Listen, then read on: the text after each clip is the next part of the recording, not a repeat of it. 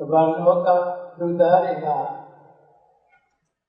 ဘဝတစ်ခုရလာတာနဲ့ကြိုင်နဲ့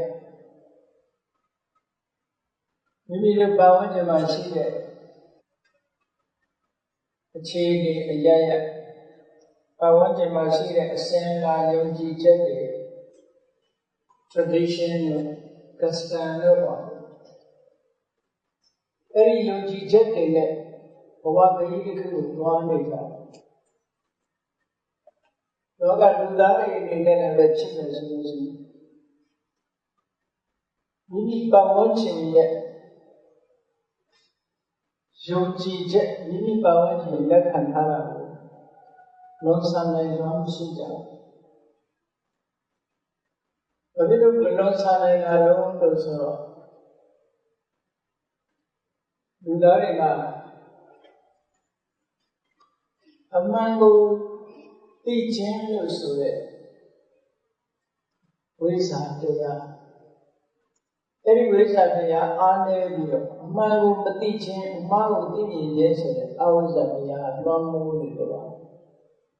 ကြောင့်မို့ပရိစ္ဆေသမုပ္ပါဒ်မှာမြတ်စွာဘုရားကအဝိဇ္ဇာပစ္စယသင်္ခါရတဲ့ ignorance brings about volitional activities ignorance အမှန်ကိုမသိတာအမှန်ကိုမသိဘူးဆိုတဲ့အဓိပ္ပာယ်ကမသိတာလုံးဝမသိတာမဟုတ်ဘူးအမှန်ကိုမသိဘဲနဲ့အမှားကိုသိတယ်အကြည့်ပဲအပညာရဲ့ဆန့်ကျင်တဲ့အဝိဇ္ဇာရှိကအားဖြင့်မသိဘူးဆိုတာမသိတာရောလို့ဆိုတော့ဘာလုပ်တဲ့လဲဘာမလုပ်တဲ့ဘူးဆိုတာရှိကအားဖြင့်မသိတာဘာလို့တဲ့နဲ့ဘာမလုပ်တဲ့ဘူးလို့ကိုယ်ဉာဏ်ဖြင့်မဆုံးဖြတ်နိုင်သည့်အတွက်ကြောင့်အများလောက်တာကိုလိုက်လုပ်တယ်အများယုံကြည်တာကိုလိုက်ယုံကြည်ကြတယ်ဘာကြောင့်လဲဆိုတဲ့အကြောင်းတရားကိုစဉ်းစားနိုင်ကြောင်းရှိတာတော့မြတ်စွာဘုရားဟောတဲ့တရားကသဘာဝတရားကိုဟောတာဖြစ်နေတယ်သဘာဝတကယ်ဖြစ်ပြနေတဲ့အခြေအနေမှန်ကိုမြတ်စွာဘုရားဟောတရားဟောတာကဓမ္မဆိုတာ the law of nature လောကကြီးမှာဖြစ်ပြနေတဲ့သဘာဝတရားအစစ်အမှန်သို့တော့လောကလူတွေကယုံကြည်ပြီးတွေးခေါ်ထားတဲ့ထင်မြင်တာတွေကတစ်မျိုးစီဖြစ်နေတယ်အဲ့ဒီအထင်အမြင်နဲ့အသိဉာဏ်ဆိုတာအလုံးကွာမှန်းထင်မြင်ဆိုတာအလုံးမှာအမှန်မဖြစ်နိုင်ဒီမြတ်စွာဘုရားကမင်္ဂလာနဲ့သဘာဝတရားဓမ္မကိုဟောပြောတာအဲ့ဒါကိုဟောပြောတဲ့အခါမှာလူလောကရောက်လာတဲ့လူ့ဘဝရောက်လာတဲ့လူသားတွေအောင်နေဖြစ်လာပြီလို့ဆိုလို့ရှိရင်ကိုယ့်ရဲ့ပတ်ဝန်းကျင်ဒီပါမျိုးလိုယုံကြည်တာကိုယ့်ရဲ့ပတ်ဝန်းကျင်ကအတွေ့အကြုံပြောတဲ့ဆိုကြတဲ့အတန်တွေလို့အဲ့ဒါကိုစာပေကရတ္တောဘောဓလို့ပြောရတ္တောဘောဓဆိုတာသူတော်ဘာထံကအတန်တွေပတ်ဝန်းကျင်ကအတန်တွေအဲ့ဒီပတ်ဝန်းကျင်ကအတန်တွေပေါ်မှာလူတွေကလက်ခံယူကြည့်ပြီးတော့ဘဝမှာလှုပ်ရှားနေတယ်။ပတ်ဝန်းကျင်ကအတန်တွေဆိုတာဟာမှန်တာလည်းရှိတယ်မှန်တာလည်းရှိတယ်။ကိုယ်ကမှန်တာလားမမှန်ဘူးလားလုံးတဲ့တာမလုံးတဲ့တာလို့ဆုံးဖြတ်နိုင်တဲ့ဉာဏ်စွမ်းအားမရှိဘူးဆိုလို့ရှိရင်မလုံးတဲ့တာလည်းလုံးတဲ့တာမျိုးရှိတယ်လုံးတဲ့တာလည်းမလုံးတဲ့နေရာမျိုးရှိတယ်။ဒီဆိုဘုရားကအဲ့ဒါကိုအလေးနဲ့ဟောတာရှိတယ်။အယူဆတရားအနေနဲ့မြတ်စွာဘုရားဟောတာရှိတယ်။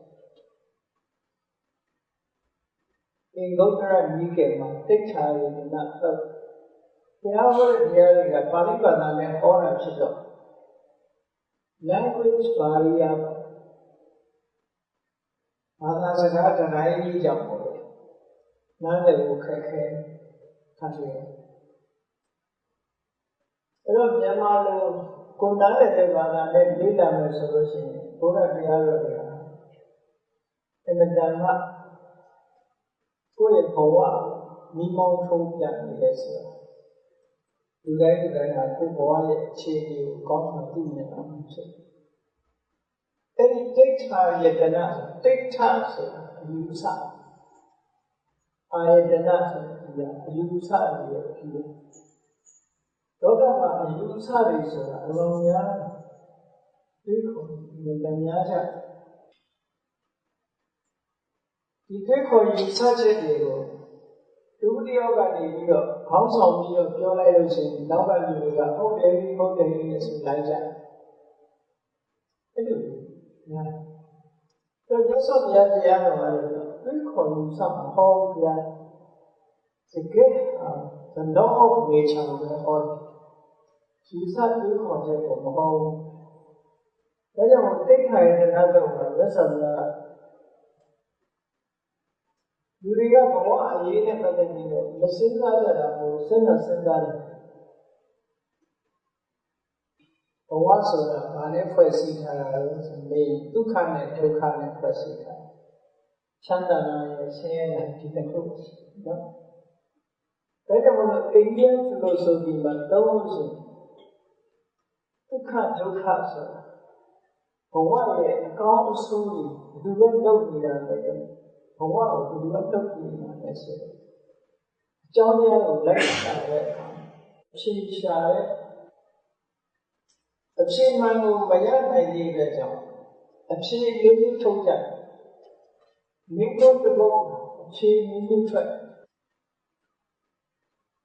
လူတွေကြုံရတဲ့ဒုက္ခဒုက္ခကိုဘယ်လိုလုပ်ထားလဲဆိုတဲ့မိဘစဉ်းစားနိုင်ရှိတဲ့ပုဂ္ဂိုလ်တွေကမေးကြတယ်စဉ်းစားကြတယ်မေးတဲ့အခါမှာအဖြေမျိုးထုတ်တချို့ကဘယ်လိုလုပ်ကြလဲအကြောင်းကဘာလဲလို့အကြောင်းလိုက်စဉ်းစားတဲ့အခါမှာဖြေရှားမတွေ့တဲ့အခါကျတော့မိကောဆိုတာအဖြေတော့ရှိတာပဲအဲ့ဒီအဖြေကိုမိမိရဲ့ထင်မြင်ယူဆချက်တွေဒါတွေနဲ့ပေါင်းစပ်ပြီးဘယ်လိုဖြေထုတ်လို့ဆိုဣတ္တရနေမာနာဆိုတဲ့အာရိသနာဣတ္တရဆိုတာအိန္ဒိယစကားဆိုအစ္ဆွာအင်္ဂလိပ်လိုပြန်တော့ God creator God နေမာနာဆိုတာဖန်ဆင်းတကူအနာပါဝါရှိတဲ့တကူပါဝါရှိတဲ့သာဝရဘုရားကြီးကနေပြီးတော့ဖန်ဆင်းထားတာပါလို့အကြောင်းကိုဖြစ်ထုတ်အဲ့ဒါအခြေထုတ်တဲ့တစ်ခုခေါ်ဒါကခုမှပေါ်တာမဟုတ်ဒီကနေ့ခေတ်မှာလည်းဒီ creation creator ကိုယုံကြည်တဲ့ဘာသာတော်တွေအများကြီးရှိတယ်ဒီရဲ့ဒုက္ခဒုက္ခဘုရားသခင်ကဖန်ဆင်းထားတာဒါကြောင့်မို့ဒီလိုပြောတယ်ကောင်းတာလေးတွေ့ရင်အေးဘုရားမှတ်တာမကောင်းတာတွေ့တဲ့ကျတော့ဘုရားရိုက်တာအဲ့တော့ identify လုပ်တာတရားခံရှာတာကမှားနေပြီမှားနေကျောင်းစစ်မှန်လားဆိုစစ်မှန်မဟုတ်စစ်မှန်မဟုတ်ဘုရားမာလည်းမမကိုချလည်းချသို့တော့ကိုယ်ကထင်တာအဲ့ဒါဘုရားမှာဘုရားရိုက်တယ်ဆိုပြီးဒီလိုပြောတရားတော့ condition တွေကိုထဲနဲ့ခုပတ်ဝန်းကျင်မှာရှိတယ်အဲ့ဒါလေးရှာဖို့လို့အဲ့ဒါကြောင့်မြတ်စွာဘုရားဒီဣတ္တရနေမာနထာဝရဘုရားဖန်ဆင်းနေဆိုတဲ့အယူဆတရားဒီအမြင်တစ်ခုကိုလက်ခံလိုက်လို့ရှိရင်စဉ်းစားပြီးတော့ပြတာမြတ်စွာဘုရားအဲ့ဒါကိုလက်ခံလိုက်ရင်ဘာဖြစ်တော့လူတွေကကိုယ့်ကိုတွေးပြီးတော့ဖြစ်ငါရဲ့ဘဝဟာဘုရားဖန်ဆင်းတာငါဖြစ်တဲ့နေရာဘုရားလိုလို့ကြ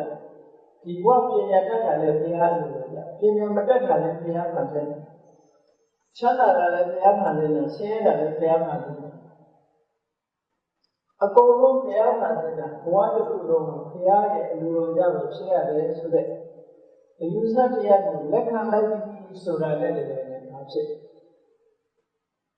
ဒါလုံးနေမလားဒါမလုံးနေဘူးလားဆိုရွေးချယ်ကြမရှိတော့ရှိတော့မြတ်စွာဘုရားအဲ့ဒါကိုတရဏီယဆိုတာ What should be done, what should not be done cannot be known. ဒါကိုမသိနိုင်တော့သိစေမလို့တော့ဘာလို့တဲ့လဲဘာမလို့တဲ့ဘူးဆိုတာကိုယ့်ကိုရွေးချယ်ကြအကြောင်းရှိ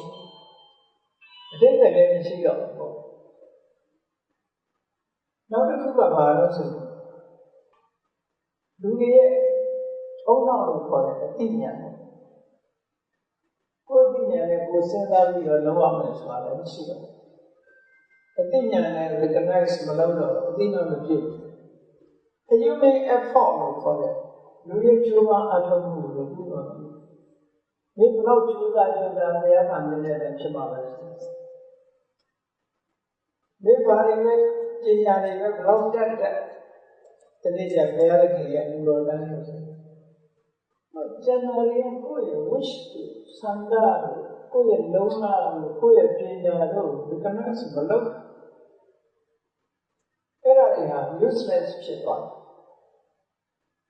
အဲ့ဒီစတဲ့ကိုလက်ခံနေအဲ့ဒီအနေထားရောက်သွားတယ်ဒါအလေးနဲ့လက်ခံရင်အဲ့တန်ဖြစ်မှာလို့သိကြတယ်ဒီ tradition အနေနဲ့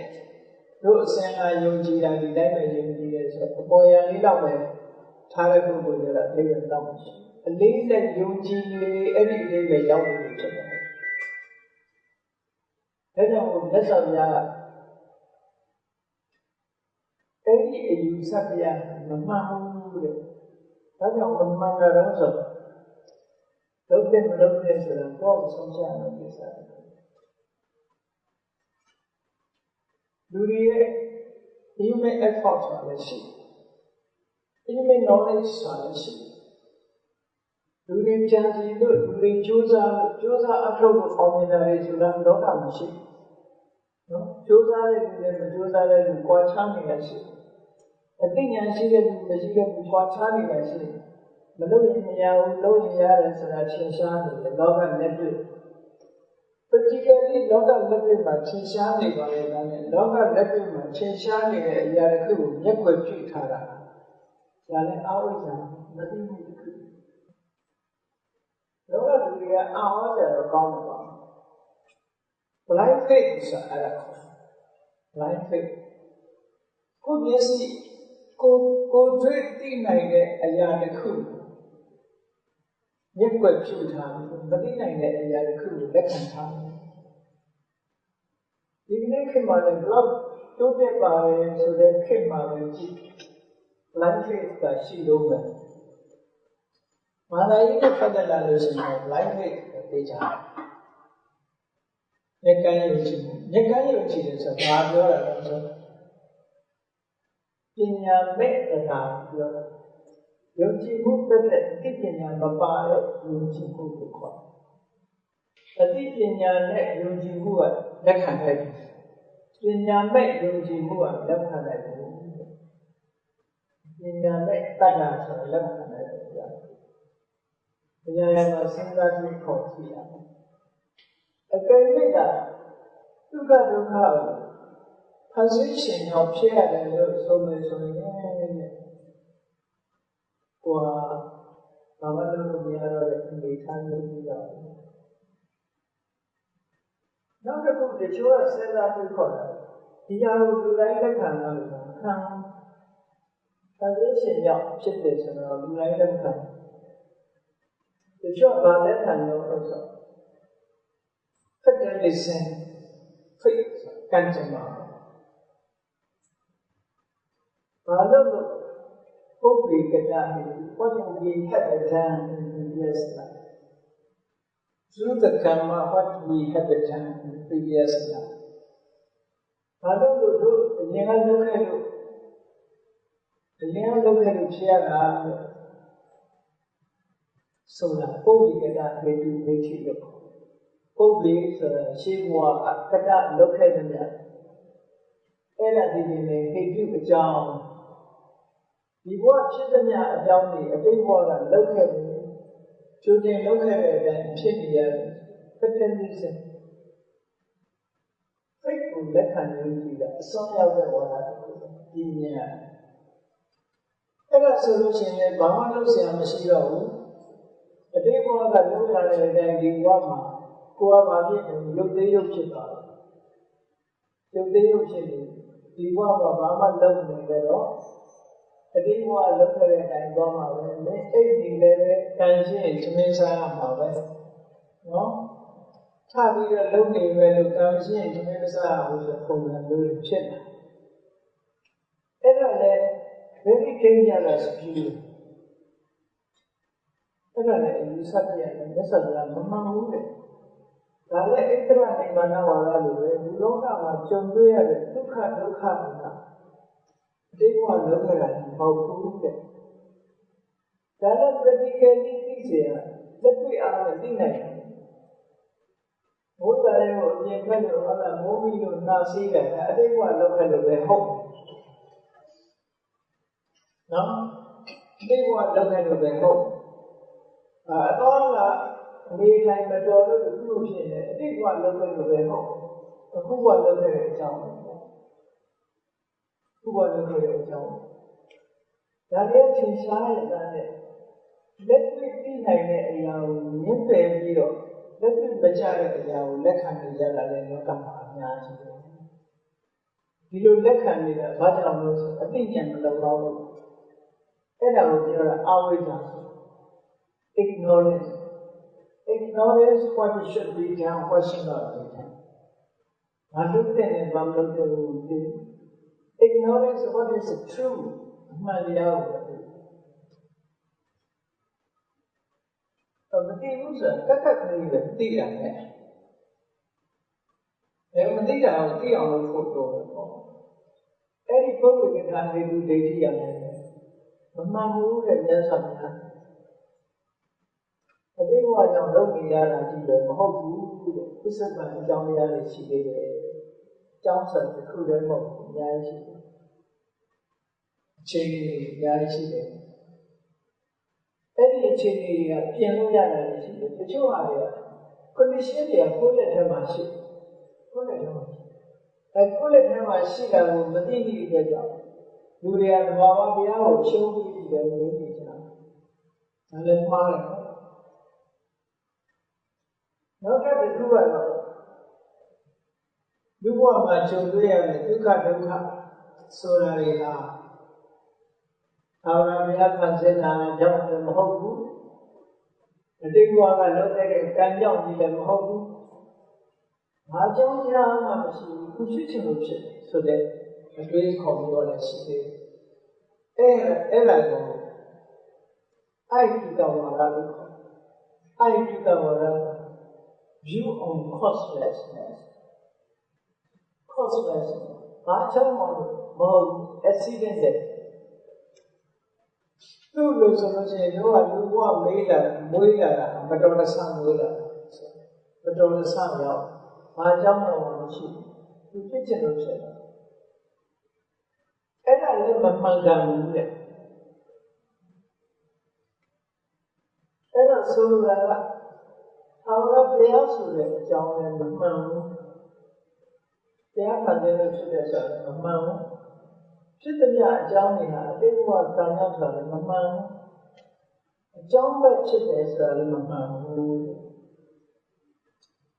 အဲ့တော့စစ်မှန်တဲ့အကြောင်းတရားတွေကရှိတယ်အဲ့ဒီစစ်မှန်တဲ့အကြောင်းတရားတွေကိုယ်တိုင်သိနိုင်တဲ့အကြောင်းတရားတွေပဲဒီလိုဆိုနော်ကိုယ်တိုင်သိနိုင်တဲ့အကြောင်းတရားကိုယ်တိုင်သိနိုင်တဲ့အကြောင်းတရားဆိုဘုရားဝိလန်ကိုရှောက်ပြောဒီဘောမှာလည်းပဲရှိ human knowledge human effort human wish ဒါကကိုယ်တိုင်သိနိုင်တဲ့အကြောင်းတရားဒီဆန္ဒရှိတဲ့ဖြစ်တာဒါကိုသိနိုင်တယ်ဆန္ဒအမှန်တအရေးပါ wish to do ဆန္ဒအမှန်တအရေးပါ effort Cuba Atamu, not Yipa. Sabi Jale Niaji, Jodara, Jodara, Madame Siva Logania, Jodara, Madame Macha. That would be nice, John, who need a John, you who need a John, the kind. Knowledge, even knowledge. Lusola Sina and she, oh my God. But nothing about nothing who says that. But no one who says advice on others. To Yasi and the thing you get. The genuinely you get. No, Sabi, I should be the. You get. Couple of share. When you have to be another good tribulation, I don't tribulation cause for time. Any cause we must go down. Now, someone in our mention, Saliban and they are there, watch on the deck. 7 years at Baja, they check my 7 years. She told me, no? Human problem, I don't she told me, I don't check the name. Other problem, she would put on my side, I look. Put on Shah, any achieve. She sent me the dance on the sheet out of the she had a hope. What are the other on the planet? Could I have a gamma? That's all the meditation syllable. Cookie dog, I know, see why on the other. Joe, whether teacher, Joe, that margin, striking down. Don't striking down. Senior Woody down. Senior Woody down. To the Martin and Nala. Of that time, John Nali. So say a piece in the Anya. That is stressful, short travels. The modern psychotherapist, psychiatrist. When you change Shani, the knowledge is good. The very data. Kaya Korea and Korea University ma then I think was a married. We demand that you make it a subject and another. Don't think a subject. MBSR so the subject. MBSR so Bhagyora maybe I don't. Mindfulness-based stress reduction. Mindfulness-based stress reduction. No, strictly the army went down. The people are chasing the chain and the strict short challenge is a nigger. I like technically meditation subject. No? Those are the Mahadri and those.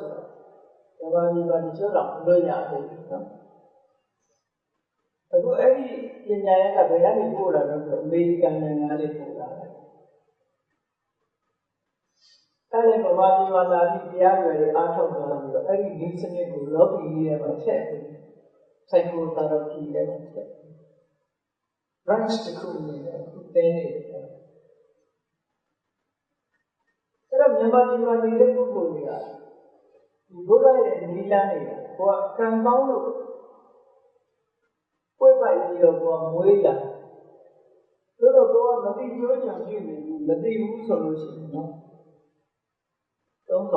hold that. Go ignore it. Ignore Halosin. Yet Georgian can. Eddie, a John Yaya. A cool nobody say Yamuri Yana needed strictly down, especially Yana, Papa,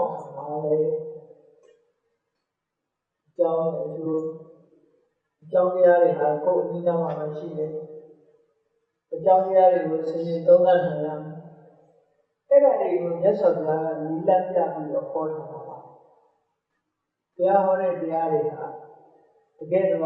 ဘာကြောင့်ဖြစ်တယ်ဆိုတာကိုဟောတယ်သက်ပေါက်မှာလဲဆိုတာကိုဟောတယ်ဒါကြောင့်အလုံးသိကြတယ်သစ္စာ၄ပါးဆိုတာတကယ်ကြည့်လိုက်မယ်ဆိုတော့သစ္စာ၄ပါးဆိုတာတကယ်ရိုးရိုးရှင်းရှင်းလေးခုခေတ်နဲ့ပြောရဆိုတော့ logic လို့ပါတယ်အကြောင်းနဲ့အကျိုးရှာတယ်ဆိုတော့ဘဝဆိုတာပြဿနာပဲပေါ့လူတိုင်းရတာကဘာရတာလဲဆို problem ရတာလဲဆိုပြဿနာ problem ဆိုတာကောင်းတယ်လဲဆိုအများကြီးရှိတဲ့ problem တွေကိုမပြောနဲ့ဘာပဲလူမှုရေးပြဿနာစီးပွားရေးပြဿနာနိုင်ငံရေးပြဿနာတွေအများကြီးပေါ့နော်အဲ့ဒီပြဿနာတွေကမှလူတိုင်းကြုံတွေ့ရတာမဟုတ်ဘူးတချို့ကစီးပွားရေးအစဉ်ကြီးနေသူ့မှာ economic problem ရှိတယ် social problem ရှိလူမှုရေးပြည်လည်နေတယ်အဲ့ဒီ social problem တွေကမရှိဘူးလူတိုင်းမှာမရှိဘူးဒါတော့လူတိုင်းမှာရှိတဲ့ပြဿနာကတော့လူတိုင်းဆိုတဲ့ဘယ်ဘာသာဝင်ပဲဖြစ်ဖြစ်ဘုရားဘာသာဝင်ပဲဖြစ်ဖြစ်ဘုရားဘာသာဝင်မဟုတ်တဲ့တခြားဘာသာဝင်တွေပဲဖြစ်ဖြစ်ဒီ problem မှာရှိနေတယ်အဲ့ဒီ problem ကဘာလို့ဆိုလို့ရှိရင်getting older and older ဒီအိုးလာတဲ့ပြဿနာသာဝရတရားကိုလက်ခံယုံကြည်ပြီးတော့ကိုယ်ပဲဘုရားတကယ်သာစုပန်နေတဲ့ပုဂ္ဂိုလ်တွေလည်း getting older and older နော်ဘုရားသခင်ကိုမယုံကြည်ဘူးလက်မခံဘူး atheism ကိုယ်ကိုမြင်ပယ်တဲ့ဝါဒလက်ခံထားတဲ့ပုဂ္ဂိုလ် atheist အဲ့ဒီပုဂ္ဂိုလ်တွေလည်း getting older and older အဲ့တော့ဘုရားသခင်ကမတယ်ဆိုတဲ့ပုဂ္ဂိုလ်တွေလည်း older ပဲဘုရားသခင်ကမမဘူးဆိုတဲ့ပုဂ္ဂိုလ်တွေလည်း older ဒါလက်တွေ့ကစဉ်းစားကြည့်olderခန္ဓာကိုယ်ရထားသည့်အတွက်ကြောင့်နာတယ်လူတိုင်းဟာဒီဘက်ကြီးကြာထိုင်ကြည့်တဏှာယူနှစ်နာရီထိုင်ကြည့်ညောင်းလာတာနားလာတာအဲ့ရင်လည်းတဏှာယူနှစ်နာရီပို့ပြီးတော့အိတ်ချင်လိုအပ်တယ်ညောင်းလာတာ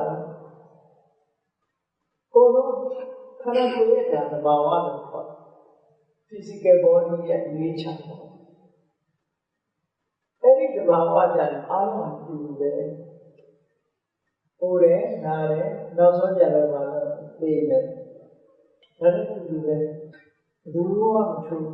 အဘရာဘုရားဘုရားလည်းဖြစ်စီမဘုရားလည်းဖြစ်စီဘုရားကမတယ်ဆိုရင်ဘုရားဖြစ်စီမမဘူးဆိုရင်ဘုရားလည်းဖြစ်စီတူတူအားလုံးတို့တော့လူရဲ့ထူးတဲ့လူရဲ့ထင်းနေကြတော့အဲ့ဒါဘာကြောင့်လဲအသိဉာဏ်အားနည်းနေလို့ပဲအဲ့တော့ပရမဇောက we must know what is the problem human life မှာ problem ဘာလဲဆိုတာကိုသိရတယ်အားလုံးမရှောင်မလွဲနိုင်တဲ့ problem ကိုရင်းတာချင်းသိတဲ့ problem ပေါ့အဲ့လိုပြောတဲ့အခါတချို့ပုဂ္ဂိုလ်တွေပြီးတယ်ဒါကရိုးရိုးနေချပဲလူတွေရဲ့သဘာဝသတ္တဝါတွေဆိုရင်ကိုယ်ကမနာမပြရတာဒါလူသဘာဝဒီ problem ကို problem လို့မမြင်နိုင်ဘူးအဝိဇ္ဇာ problem ကို problem လို့မမြင်နိုင်တဲ့ဒီမိနေချလို့မြင်လိုက်တာလည်းဒီတိုင်းနဲ့အဖြစ်ဖြည့်ရှင်းဖို့မကြိုးစားတော့အဲ့ဒါကိုအမှားပြဿနာလို့မမြင်ရင်ဒါအမှားတစ်ခုကျိုးတော့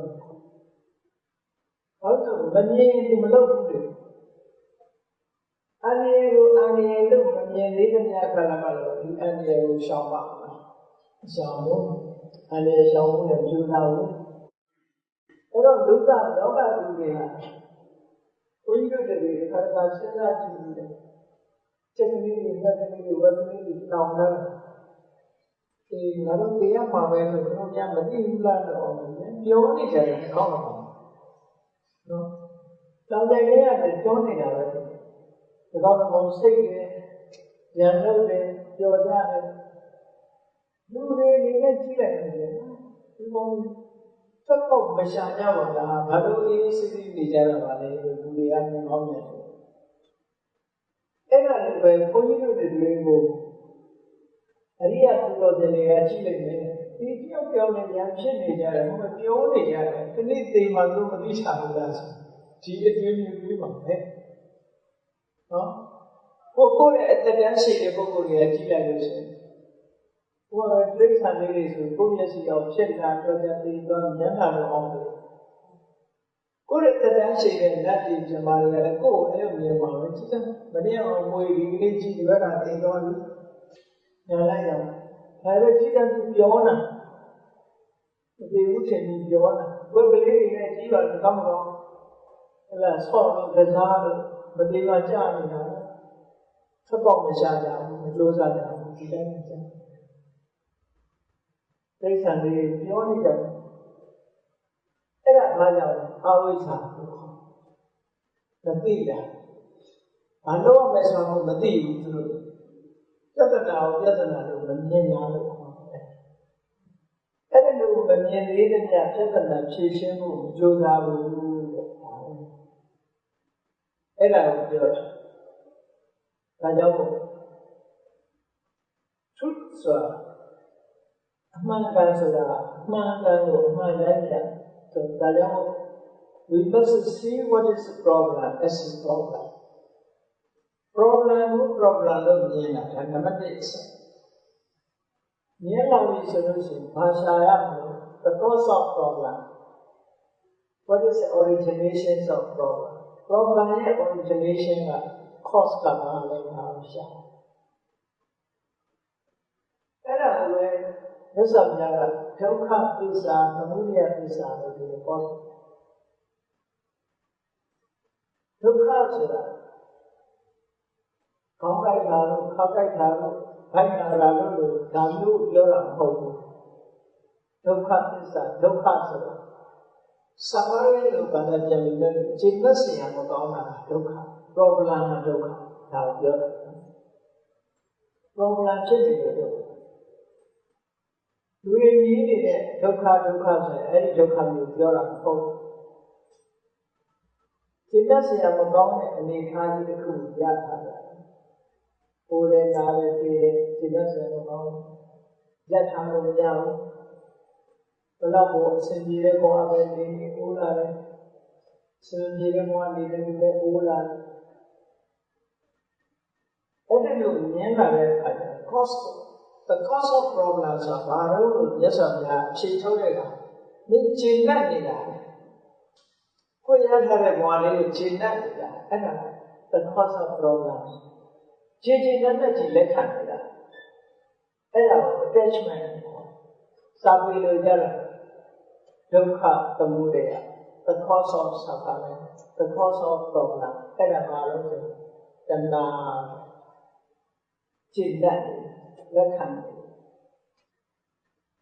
ကိုရရှိထားတဲ့ဘဝလေးကျင့်တတ်ပြီးလက်ခံတယ်ကျင့်တတ်တဲ့ဒီကကြောင့်ကျင့်တတ်ရင်လည်းဘာလို့နောက်ထပ်ဓာမျိုးဒီတဲ့သာလာမျိုးရချင်တယ်ရချင်နေတာရချင်နေတယ်ဆိုတဲ့ဒီ craving attachment မကင်းသေးတဲ့ဒီစကားရင်းကငါးနေမှာတော့ပိတ်တယ်ဆိုတာရုပ်ဘုရားကိုကြိုးစားတာနော်ဒီ problem ကိုသိချင်တဲ့ဒီအတွက်ကြောင့်မကြိုးစားအဲ့ဒါကြောင့် problem ကမလုပ်ဘူးလို့ပြောတယ်အဲ့ဒါကိုပဲစာပေလိုပြောရင်ဒုက္ခသမုဒယလို့ပြောတယ်ဒါဖြင့်ဒီ problem လို့ရတဲ့လွတ်နိုင်လားဆိုလွတ်နိုင် solutions of problem ရှိတယ်အဲ့ဒီ solutions of problem ကဘာလို့ရှင်းနေနေတာပဲဖြစ်ရမကြည့်နဲ့ဖြစ်ရတဘာဝကိုသိမြင်ပြီးတော့ဒါကြီးကိုမလိုချင်တော့ဘူးဆိုဖြစ်ရ မလို့ကျွန်တော်ဘူးဆိုလို့ရှိရင်ပဲဖြစ်တဲ့နီလန်ရှိသလားလို့ဆိုရှိတယ်ဒါ the way leading to cessation of thought လေးကနာသစ္စာလို့ဆိုအဲ့တော့အကြောင်းကိစ္စရှိတိုင်းရှိတိုင်းဟာဒီ noble truth ရဲ့ way နဲ့စဉ်းစားဆင်ခြင်လို့ရတာတရားဓမ္မနီလန်နဲ့မဟုတ်ဘူးတခြားလူရေးပြဿနာတွေစီးပွားရေးပြဿနာစသဖြင့်ဉာဏ်နဲ့ပြဿနာတွေဒီနီလန်နဲ့ပဲသွားတယ်နောက်ဆုံးမှာယောဂစိတ်မှုတာတော့ဒီနီလန်နဲ့လေယောဂရှိတယ်ဘာကြောင့်ဖြစ်တယ်ဆိုရှားမယ်ယောဂပြောက်တာရှိရမယ်ယောဂပြောက်စီတဲ့ဆေးဝါးဆိုတာရှိရမယ်ဒီလို၄ချက်သွားအဲ့ဒါကိုခေါ်တာမြတ်စွာဘုရား systematically ထောက်ထားတရားနော်အဲ့ဒါတွေကိုဒီချာချာသိထားလို့ရှိရင်အလုံးဟာ problem ရဲ့အဖြစ်အကိုယ်တဏ္ဍာမှာပဲရှိတယ်ကိုယ်ထဲမှာပဲရှိကိုယ်ထဲမှာပဲရှိအဲ့ဒီ problem ရဲ့အဖြစ်ကိုသိဖို့ရတဲ့ကျိုးစားရမယ်နမတိကဘာလို့ဆိုသိပညာရအောင်ကျိုးစားပညာဆိုတာအရာရာမှာဆင်ញင်တာကိုဆင်ញင်နေသိတယ်ဘယ်လိုကြောင့်ရသိတယ်ဒီဘာဝအစစ်မှန်ကိုသိတယ်ဒါကိုပညာလို့ခေါ်အဲ့ဒီအသိပညာဟာသူ့ဘာသူတော့ရမလားပညာရခြင်းရဲ့အကြောင်းတရားတွေရှိတယ်အခြေခံအကြောင်းကဘာလို့ဆိုရင်မြတ်စွာဘုရားသုတ္တုတလက်တည်းပညာသုတ္တုတသိချင်လို့စိတ်ကြားနာလို့စိတ်စန္ဒ ambition of learning အဲ့ဒါကအဓိကအချက်ဆုံးလောကမှာရှိတဲ့ပညာတတ်ချင်တဲ့ပုဂ္ဂိုလ်ရဲ့ပညာတတ်တာဒီကပညာတတ်ချင်တဲ့ပုဂ္ဂိုလ်မတတ်တာကိုရှာတော့တတ်အဲ့ဒီပညာတတ်ချင်မှုလို့ဆိုသုတ္တုတ ambition of learning အဲ့ဒီမှာပညာရခြင်းအကြောင်းပဲဒါအခြေခံအစလို့ပြော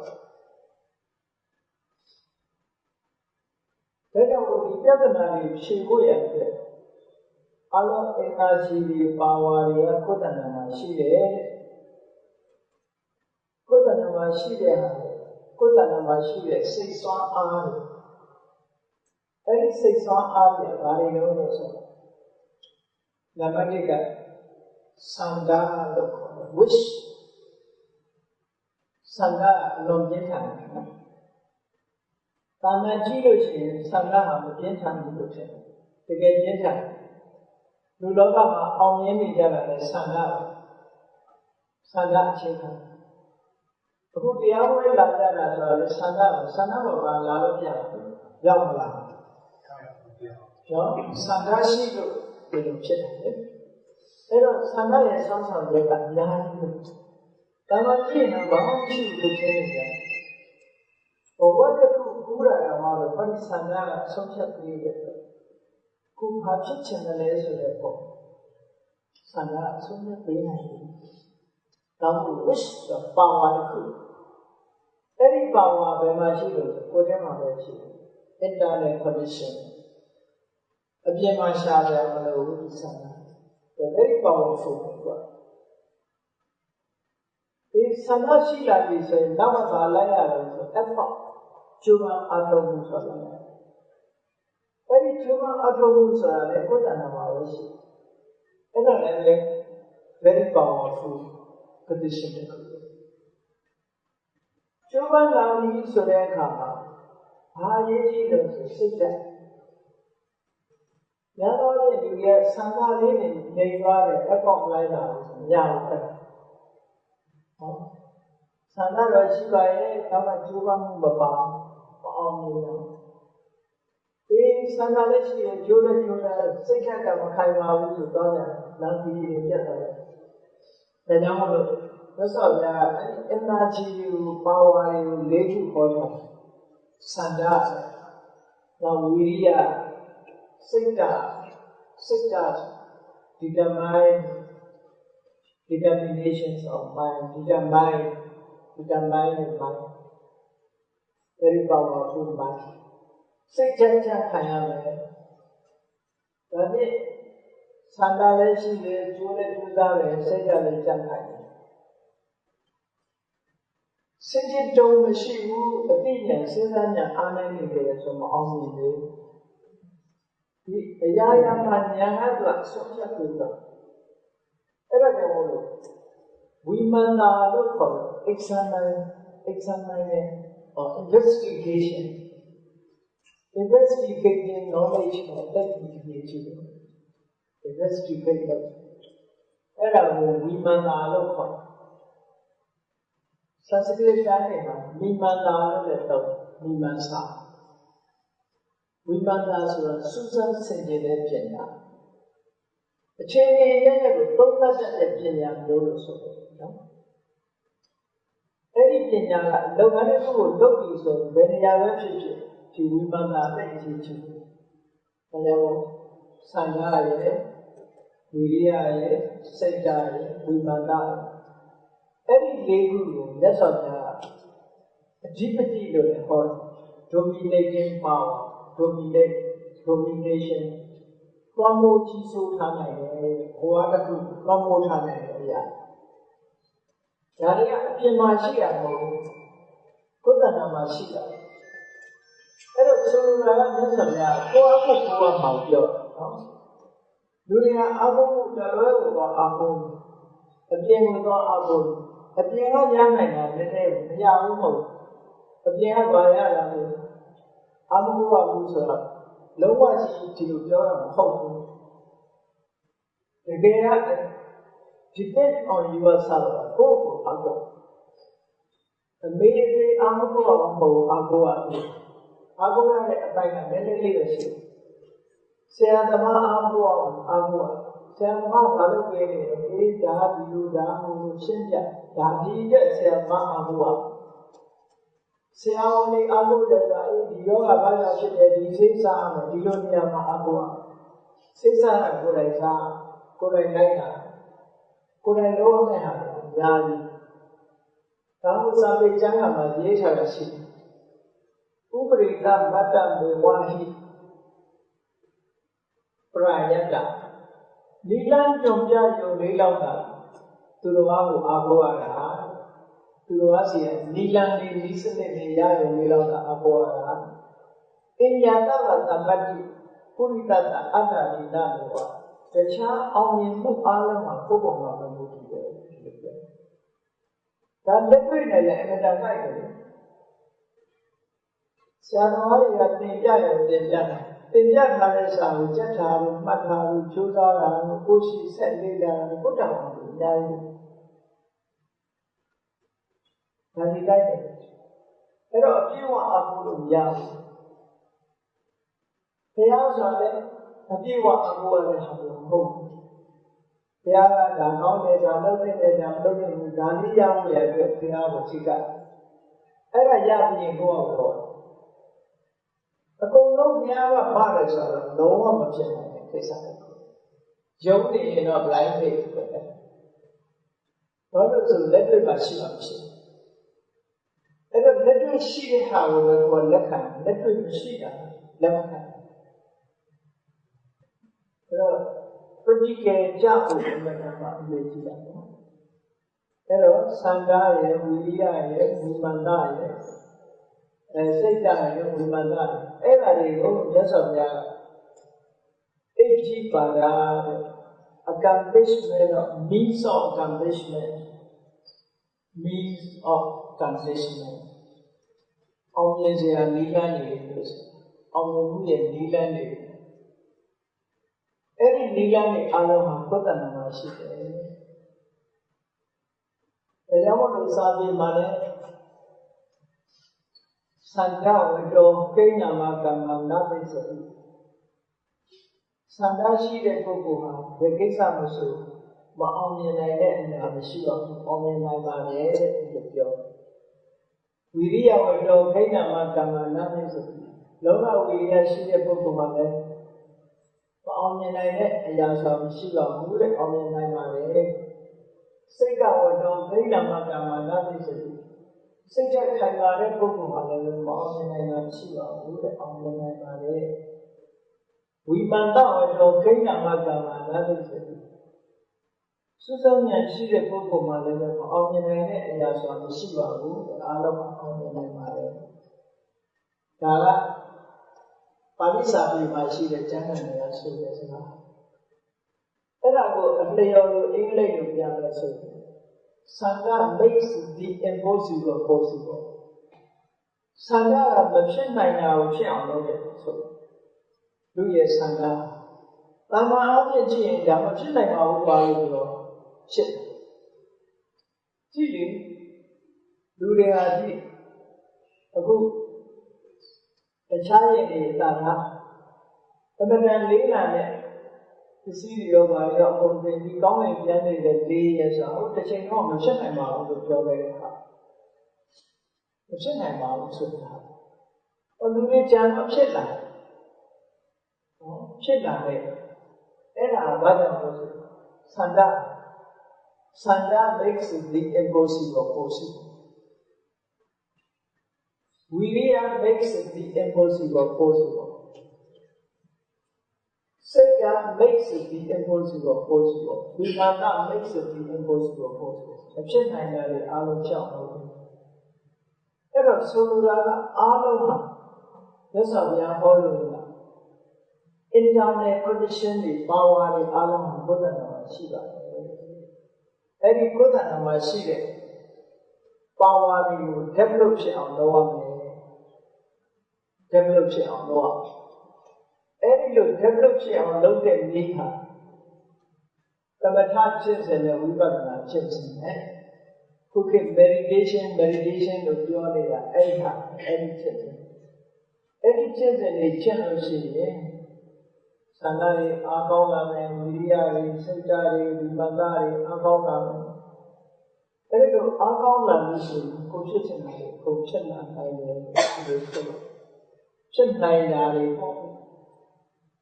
nó ra mà chân này là để đào sâu vào. Tam an bố bồ đi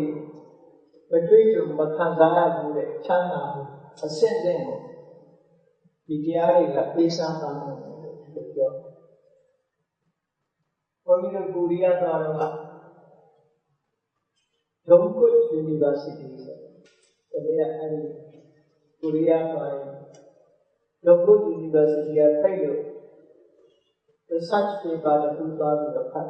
the path to happiness paper. The path to happiness when a new zero. How do we think that happiness or sense of pleasure? Happiness on sense of pleasure. Kamo ayu your bamu ne patate chana you that is looking happiness Paro, Yesiga Lara Para, Goji and Ajia Lupiore, no, Naha the Chini Naha Lupiore, the Kama Gojade and Nania Lupiore, Shah Gojada Lisa Lupiore, Kanagua Goji and Alicia Lupiore, any Yoshi movie. The happiness. Look, see, I'm a new local, do like happiness. Now, Peter singing the happiness she did, happiness on renouncing sense of pleasure. Sense of pleasure, you renounce love like a song like so you yala the happiness, Tama happiness for. Sanchana, look on. Could be Kama Chanda never do that, Kama Dukha never do that. Kama Dukha for a sense of pleasure, happiness or sense of pleasure. Najero Nikama Dukha, happiness on renouncing sense of pleasure. Kama Dukha is very Yala Chanda, Nikama Dukha. The Nikama Dukha, Kama Mugu, Kandaya, Kandaya to see and see. ဒါပေမဲ့အဲ့ဒီရဲ့အစစ်ပြည့်တဲ့ချမ်းသာကဘာလို့ဆို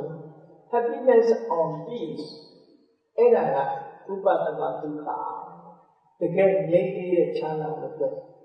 ဘုရားဘာသာရဲ့တကယ်ပန်းနိုင်တာဥပဒနာဒုက္ခအဲ့ဒီဥပဒနာဒုက္ခကိုသွားလို့ရလမ်းကြီးရှိတယ်လားလို့ဆိုရှိဘာလို့နံပါတ်1က right understanding မှန်ကန်နားလည် right understanding ဆိုတာဘာလို့ right understanding ဆိုတာ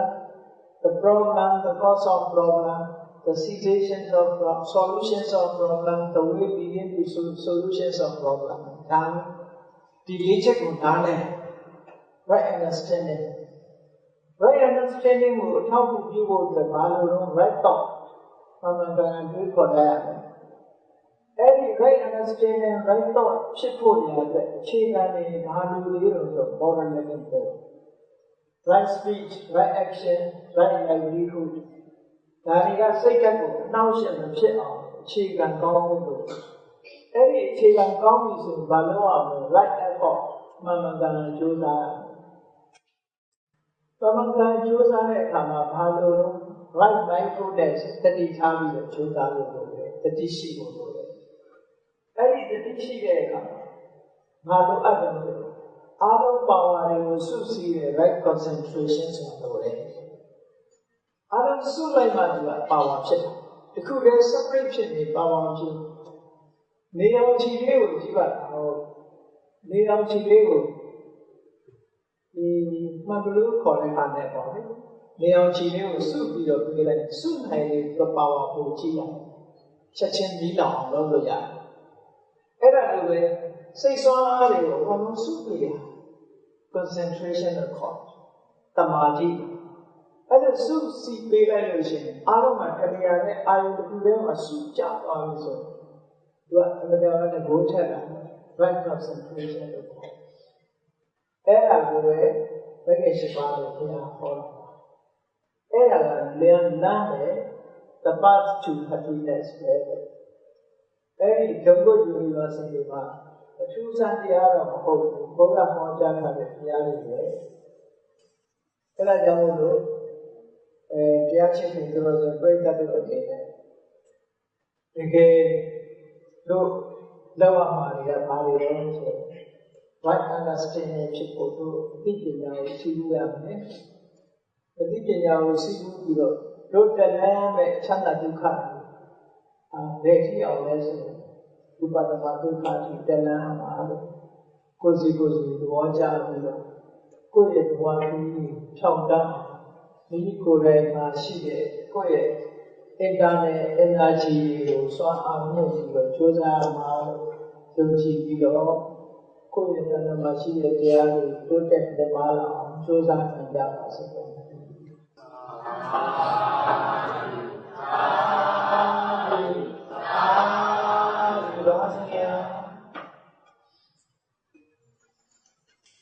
စီစဉ်လေးရာဆရာတော်များကြီးတရားတော်ကိုနိုင်ယူမှုကိုခံယူပြီးဖြစ်ပါပြီ။စီစဉ်9ရာကျောင်းသားကျောင်းသူများ၏ဤလိုသောမိဘများဖြစ်ကြပြီးရင်ဆရာတော်ဘုရားကြီးကလျှောက်ထားခြင်းဖြစ်ပါလေ။ဆရာတော်ရှင်ဘုရားကြီးကကျောင်းသားကျောင်းသူများ၏ဤလိုသောမိဘများကိုလျှောက်ထားပြီးပြပါရင်တင်ပြလျှောက်ထားပါဗျာ။နိဗ္ဗာန်ဆိုတာဘာလဲနိဗ္ဗာန်ဆိုတာဘယ်နေရာမှာလဲသိကြပါဦးဗျာ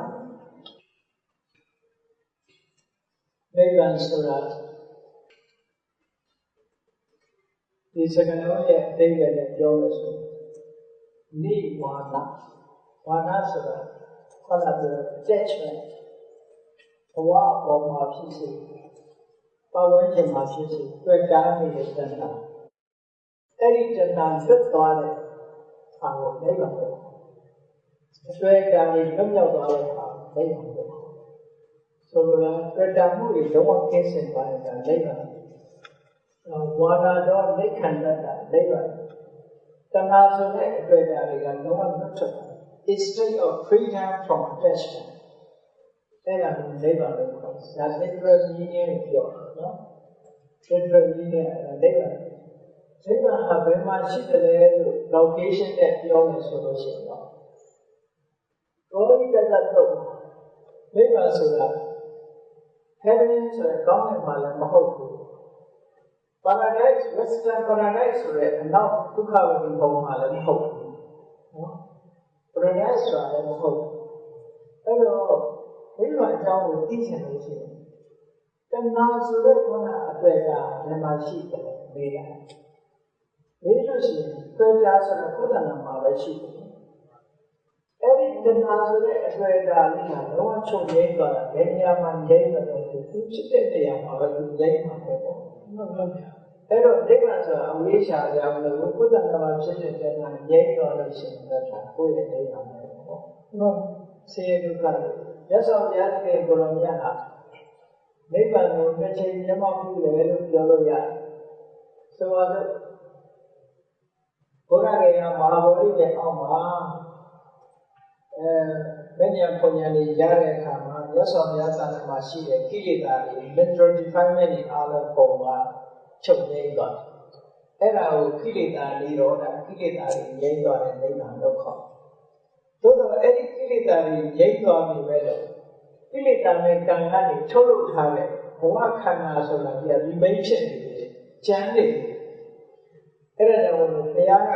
ကိလေသာငြိမ်းတဲ့အဆင့်ကိုရောက်သွားပြီသူ့ရဲ့ result ကြီးကျန်နေတယ်အဲ့ဒီ result ကြီးရဲ့သတ်ထားတဲ့ကရှိနေတယ်ပေါ့အဲ့ဒီလိုကိလေသာငြိမ်းသွားတာဟာသာဥပနိဒေကနိဗ္ဗာန်လို့ခေါ်နောက်အသက်တော်80ရောက်လို့ကုသနာယုံဒီမှာခန္ဓာချုပ်ငြိမ်းသွားတဲ့အချိန်ရောက်တဲ့အခါ result တွေလည်းကုန်သွားပြီ cost တွေလည်းကုန်သွားပြီအားလုံး result နဲ့ cost အားလုံးငြိမ်းသွားတဲ့အခါကျတော့အနုပါရိသေကသိဘာမှ remain မရှိတော့ဘူးလို့ပြောအားလုံးဟာမြတ်စွာဘုရားနဲ့စပ်ပြီးဖြစ်တာဖြစ်သောကြောင့်နိဗ္ဗာန်ဟာမြတ်စွာဘုရားတဏ္ဍာမှာပဲရှိတယ်လို့ဒီလိုပြောရမှာအဲ့တော့ဝိရိတတတော့မှာဆိုလို့ရှိရင်မြတ်စွာဘုရားဟောဒီခန္ဓာကိုယ်ထဲမှာပဲလောကဆိုတာလည်းခန္ဓာကိုယ်ထဲမှာပဲလောကသမုဒယဆိုတာလည်းခန္ဓာကိုယ်ထဲမှာပဲလောကនិရောဓဆိုတဲ့နိဗ္ဗာန်ဆိုတာလည်းခန္ဓာကိုယ်မှာပဲလောကនិရောဓကမိပฏิပဒါဖြစ်စေတဲ့ဆိုတာလည်းဒီမှာပဲလို့ဒီလိုခေါ်တာရှိပါတယ်အဲ့တော့နိဗ္ဗာန်ဆိုတာ location နဲ့ပြောရင်တော့တဏှာမှာရှိတယ်လို့ပြောလို့ရတယ်နော်ဆရာတော်ရှင်မြတ်ကြီးကပေဒီမေရတရားချီတာလို့ရင်တရဏဂုံဖြစ်ပါလားဗျာရတရားချေတယ်ဆိုတာတချို့ကိုယ်ပဲမှုနဲ့မဆိုင်ဘူးလို့ထင်ပါတယ်ရတရားချေတာဟုတ်လားဟုတ်ပါဘူးရတရားချေတာဆိုတာတော့အမှန်တော့ဘုရားဘာသာနဲ့လည်းမဆိုင်ဘူးအဲ့ဒါကဒီမှာအစိုးလိုကြတွေနဲ့ဆိုင်အဲ့ဒီမှာဟုတ်ရတရားချေတယ်ဆိုတာလူရဲ့ဒလိထုံးတာဆက်လာယုံကြည်ချက်တွေနဲ့သွားတော့ရတရားချီတာသူနည်းတဲ့သူတော့အကျိုးရှိဘူးလို့တော့မပြောလို့ပါဘူးသူကသူအကျိုးရှိကောင်းတယ်ရှိတယ်ကောင်းတာလို့ရင်တော့အကျိုးရှိနိုင်တာပေါ့နော်မကောင်းတဲ့ရတရားဆိုတော့အကျိုးရှိနိုင်တယ်ပေါ့ဟုတ်ပြီရတရားဆိုတာကသူကဟိုလေပေါ့ keep bad luck away အင်္ဂလိပ်လိုပြောလို့ဆို keep bad luck away to keep bad luck away မကောင်းတဲ့ကံကြမ္မာတွေကိုဘေးဖယ်ထုတ်တာအနည်းပေါ့ဒီစနစ်တစ်ခုပေါ့အဲ့တော့တရဏဂုံပြည့်တယ်လို့ဆိုတဲ့နေရာမှာဥပမာဘုရားဆိုဘုရားကိုကိုးဝယ်တယ်ဆိုတာ intention ပေါ်မှာပုံပြီးဘုရားဘာအတွက်ကိုးဝယ်တာဆိုရင်ဥပမာသူကလက်လက်ပါလို့ချင်လို့ကိုးဝယ်တယ်ဆိုရင်ကိုးဝယ်မမြောက်ဘူးလေဆိုတဲ့ကောင်အဲ့ဒါမမြောက်ဘူးဟုတ်ပြီဘာလို့သူ့ရဲ့ intention ကလိုက်ရတယ်လို့ကိုယ်ဝယ်တာဘာချီပေါက်ချင်လို့ချဲပေါက်ချင်လို့ဘာလို့ဘုရားကိုကိုယ်ဝယ်လို့ပြောလဲဆိုရင်အဲ့ဒါလက်ကိုပဲလို့ကိုယ်ဝယ်ဘုရားနာပါကြောက်လို့ကိုယ်ဝယ်တာဥပမာနဲ့နေပါလေဆိုရင်ငါခါးသားမှာပဲငါ့ကိုပြုသားမှာပဲလို့ကြောက်လို့ကိုယ်ဝယ်ဒါလည်းကိုယ်ဝယ်မမြောက်ဘူးလေဟုတ်ပြီနောက်ပြီးတော့အစင်လာရကိုယ်ဝယ်လည်းကိုယ်ဝယ်မမြောက်ဘူးလေဘုရားမရဘူးဒီဘယ်လိုပေါ့အဲ့ဒါကြီးမဟုတ်ပဲနဲ့ မြတ်စွာဘုရားကအမှန်တရားကိုဟောပြနိုင်တယ်အမှန်တရားကိုဟောပြနိုင်တဲ့ပုဂ္ဂိုလ်ဆိုတဲ့အနေနဲ့ပုဂ္ဂိုလ်အင်းကြီးရှင်းတဲ့အဲ့ဒါမှဆိုရင်လည်းရောက်တရားကိုကိုယ်ွယ်တဲ့နေရာမှာလည်းဒီတရားကိုဆင်းရဲထုတ်ပြောင်းနိုင်တဲ့စွမ်းရည်ရှိတဲ့တရားလို့ဆိုပြီးဒီမှာပြီးကိုယ်ွယ်တန်ခါကိုကိုယ်ွယ်ရဲဆိုရင်ဒီလိုကောင်းပြီးလို့ရှင်အကျိုးများစွာဖြစ်ထွန်းတဲ့ဘုံကြီးချင်းရှိတဲ့တန်ခါလေးလို့ဆိုတဲ့အနေနဲ့ကိုယ်ွယ်ရတယ်ဒီချားနေတဲ့ကိုယ်ွယ်ရတယ်ကြောက်ပြီးအဲ့လိုဆိုရင်တဲ့ဘုံနဲ့ပတ်သက်တာရှိနော်ဒီမှာဆိုအဲ့တော့ပြတ်တယ်ဆိုတာလည်းအဲ့ဒီလိုပဲ inflation ကြောင့်ပြတ်နိုင်တယ်ပေါ့မပြတ်ဘူးဆိုလို့ရှိရင်လည်း inflation ကြောင့်မပြတ်ဘူးပေါ့ inflation ကောင်းဖို့လိုတော့ဟုတ်တယ်ဒီကပစ္စည်းလူတန်းမှုပြုရမှာကိုယ့်ရဲ့စိတ်စေတနာနဲ့အလှူခံမှုကိုဘယ်သူကဘယ်လိုရေးကြည့်တာကိုသိကြမှာလဲအဲ့ဒါကိုကရေးကြည့်တာဘာလို့ရေးကြည့်တာလဲဆိုတော့စေတနာစွမ်းအားကအကျိုးပေးမှာပုဂ္ဂိုလ်ကအကျိုးပေးတယ်ပုဂ္ဂိုလ်က object လာဖြစ်တယ်အလူကပုဂ္ဂိုလ်ဆို object ပစ္စည်းဝတ္ထုဆိုတာလည်း object အဲ့ဒီပစ္စည်းဝတ္ထုနဲ့အလူကပုဂ္ဂိုလ်ကိုကြောင်းပြုပြီးတော့ပုဒ်တဏ္ဍာမှာဖြစ်တဲ့စေတနာစွမ်းအားကဒါအဓိကအကျိုးပေးတဲ့အရာကံလို့ခေါ်တာဒီပုဒ်တဏ္ဍာဟာဟိုအရာကံကို support လုပ်ပေးတာတွေပဲရှိတယ်ဥပမာအလူကပုဂ္ဂိုလ်ကမောမြတ်တဲ့အခါကျကိုယ်စေတနာကိုထက်ဒါစေတနာကိုထက်အကျိုးပေးတာအလူကပုဂ္ဂိုလ်အကျိုးပေးတာမဟုတ်ဘူးပစ္စည်းဥစ္စာတွေနာမည်ကိုမောမြတ်တဲ့လူတွေဆိုကိုယ်စေတနာကိုထက်တာလေကိုထက်သည့်အတွက်အကျိုးပေးဒါကြောင့်ဒါနနဲ့ပတ်သက်တာလို့ဆိုရင်မြတ်စွာဘုရားဟောတာတွေကပတ်ဖို့ကောင်းတာလူတာတဲ့လူတာကိုကိုယ်ကြည့်နေတယ်အလူဝတ္ထုနဲ့ပတ်သက်လာလို့ရှိရင်တဲ့အာဝနာရှိပြီးညတာပြီးနည်းနည်းပြီးညတာပြီးဒါရီအဓိကမကြဘူးဝေယဝတ္တတာအဓိကကြတာဘာလို့ဆိုရင်တက္ကိစ္စံဓမ္မနေပြီး mindfulness နဲ့ဒီမှာတွေ့အမှတ်တမဲ့တူတာမျိုးမလုပ်ရဘူးဒါလေးတူလို့အမှတ်တမဲ့မဟုတ်လားအမှတ်တရလေးတူလို့ပေါ့စိတ်သွားမှာတော့စိတ်တိကတော်ဓမ္မလေးကိုယ်စိတ်လေးကိုပြင်ဆင်ပြီးတော့ပူဇော်တဲ့ဒီလူရဲ့စိတ်နဲ့တူတာပဲတာဝထကံလေးဒီကိုယ်နဲ့တူတာပဲအာခန္ဓာလေးဒီကိုကိုလုံးတဲ့ကုသိုလ်ကိုရတယ်ဆိုတာလက်ခံပြီးသာမှုရှိရတယ်။အဲ့ဒီအချက်လေးတဲ့ပုံပြီးတော့ရေးချိပါတယ်ထူတိုင်းထူတိုင်းမြတ်စွာဘုရားကဒါနရဲ့အကျိုးကိုဘယ်လောက်ထိအောင်ဟောတာလဲဆိုလို့ရှိရင်ကိုယ်စားတဲ့တောက်တဲ့ခမင်းနဲ့အိုးဆေးခွက်ဆေးလေးတွေတောင်မှဆွန့်ပစ်တဲ့အခါဒီဒိဋ္ဌိဆံလေးတွေစားကြပါစေဆိုရင်ဒီရဲ့လေးပါလို့ရှိရင် intention လေးပါရင်ကုသိုလ်ရတယ်ပြောပြ။အဲ့ဒီကအကျိုးရမယ်လေ။အဲ့တော့ intention အရေးကြီးပါကိုယ်ကအရေးကြီးတယ်။ဒါကြောင့်မို့အဲ့မှာစာပေထဲမှာဒီလေတချို့ကတော့အလူကပုဂ္ဂိုလ်ရွေးတာလည်းရှိတယ်။ရွေးရအောင်မို့ရွေးရတယ်ဆိုတာကိုယ့်ရဲ့စိတ်ဓာတ်ကိုအပြည့်ရွေးပြီးတာပေါ့။ကြောင်းကြလိုက်ပဲဒီစံကြီးဆံဝဲထဲမှာဝတ္တန္တရာမင်းကြီးကအားသမီးတွေကိုထူတယ်ဆိုတာသုဇဂပုံသားကြီးကိုသုဇဂပုံသားကြီးကအလူကပုဂ္ဂိုလ်ထဲမှာဆိုရင်ညံ့တဲ့ပုဂ္ဂိုလ်ပေါ့တီလာမရှိတဲ့ပုဂ္ဂိုလ်။ဒါပေမဲ့ဝတ္တန္တရာမင်းကြီးရဲ့စေတနာစွမ်းအားကြောင့်ကမြင်လို့မြေကြီးတောင်တော့ရှိတယ်။အဲ့တော့အလူကပုဂ္ဂိုလ်နဲ့လူတွေပုဂ္ဂိုလ်ကိုအရေးကြီးတယ်။အဲ့ဒီနေရာမှာ commentary ရရှင်းထားတာလည်းရှိတယ်ယုတ်တိလည်းရှိတယ်ဘာဝလည်းကြဘုရားကနေပြီးတော့ရှင်သာရိပုတ္တရာကိုလှူမယ်ရှင်သာရိပုတ္တရာကဘုရားကိုလှူမယ်ဆိုရင်ရှင်သာရိပုတ္တရာအလှူဒီအလူကပုဂ္ဂိုလ်ပဲကြည့်ရင်ဘုရားဖြစ်တဲ့အတွက်ကြောင့်အလုံးမြတ်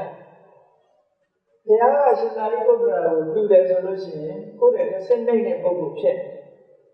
အဲ့ဒီအလူကကုဘုလူကမြတ်တယ်လို့ဆိုတော့ဘုရားရဲ့လူကမြတ်တယ်ပေါ့အဲ့တော့အလူကပုဂ္ဂိုလ်ကအဓိကမကြဘူးတဲ့ကိုယ့်ရဲ့ဒီစိတ်စေနာအဓိကကြဒီမှာသဘာဝလည်းကြရှင်ဝိပါဒကလေးငယ်နဲ့၃နှစ်၄နှစ်ရဲ့ကလေးငယ်များကိုရင်ဝပေးခြင်းတိလရှင်ဝပေးခြင်းများသည်တရားတော်နဲ့ညီညီသိကျင်ပါလေဗျာ ဒီဒီစိတ်ကအရာတော့တလောက်ငယ်တာတော့ဟုတ်ပြီကိုခွင့်မပြုကိုရင်လည်းမဖြစ်နိုင်ပါဘူးအဲ့လောက်ငယ်တာသူကိုယ်တိုင်ကခံရတဲ့ကြောင့်မရှိသေးတဲ့ကိုရင်ပြည်သားကဖြစ်နိုင်ပါဘူးသို့တော့ကောင်းတာကိုလုပ်ပေးတာအတွက်မကောင်းဘူးလို့ပြောလို့မရဘူးဆိုပါစို့ဆိုရဲမှာဘောဓမီကြီးတရားလက်ထက်ကဘောဓမီကြီးကဥဒေတံမင်းကြီးဆိုတာရှိတယ်ဥဒေတံမင်းကြီးရဲ့ဒီတရားတစ်ပါးကဝန္တုလထက်ကဥစ္စေတီကြီးကသံဃာပိသောတာမင်းရဲ့ပြီးတော့ဝန္တုလထက်သူကပုံရတဲ့အချိန်မှာတခါသူ့ပုံနဲ့ကလေးပဲဆိုရင်တရဏဂုံဆောက်ပြီးပြီနောက်ဝေဖွားလာတဲ့အချိန်မှာတခါတရဏဂုံဆောက်ပြီးပြီဒီကလေးပဲဆိုအဲ့တော့ဒီကလေးကမတိတိအတွက်ကြောင့်ကလေးအတွက်တော့ကုသိုလ်ရမှာမဟုတ်ဘူးကလေးအတွက်တော့ကုသိုလ်များဘာလို့သူ့စိတ်ထဲမှာကသူမသိပါမသိဘူးသို့တော့လုပ်မပေးကောင်းဘူးလားဆိုလုပ်ပေးကောင်းတယ်ကုသိုလ်လုပ်ပေးတဲ့လူကကုသိုလ်ရတယ်ပေါ့ဒီမှာမိဘကုသိုလ်ရတယ်ပေါ့နောက်ဆုံးအဲ့ဒီ body မင်းသားဆိုတာသူအသက်ကြီးတဲ့အခါကျတော့သူပြန်ပြောပြသူကိုယ်နဲ့တော့တစ်ခါတရဏဂုံဆောက်ပြီးတယ်သူမွေးလာတဲ့အခါတစ်ခါဆောက်ပြီးတယ်အခုအသက်ကြီးတော့သူတစ်ခါဆောက်ပြီးတယ်သုံးခါဆောက်ပြီးတယ်လို့သူကပြောတာအဲ့တော့အဲ့ဒီအချိန်မှာပြန်ပြီးတော့သူသိရတဲ့အခါသူ့မှာဝမ်းသာကြည်နူးမှုတွေဖြစ်တာပေါ့အဲ့ဒီအချိန်မှာကျတော့ဒီကုသိုလ်ရတယ်ဒီမှာခေါင်းကိုရင်ဝတ်ထားနေဆိုရင်လည်းသုံးနှစ်သားလေးတော့ငါသင်္ကန်းစည်းမှုတွေလို့ပြန်ကြည့်ရပြီးခြေနိုင်ရင်ဒီအဲ့ဒီအချိန်မှာတော့ကုသိုလ်ရမှာဟုတ်ရှင်ဗျာဒီလားရှင်နဲ့ယောဂီပွားချမှုကိုသိကျင်ပါတယ်ဗျာယောဂီကစလုံးနဲ့ဒီလားရှင်ကနေလုံးပေါ်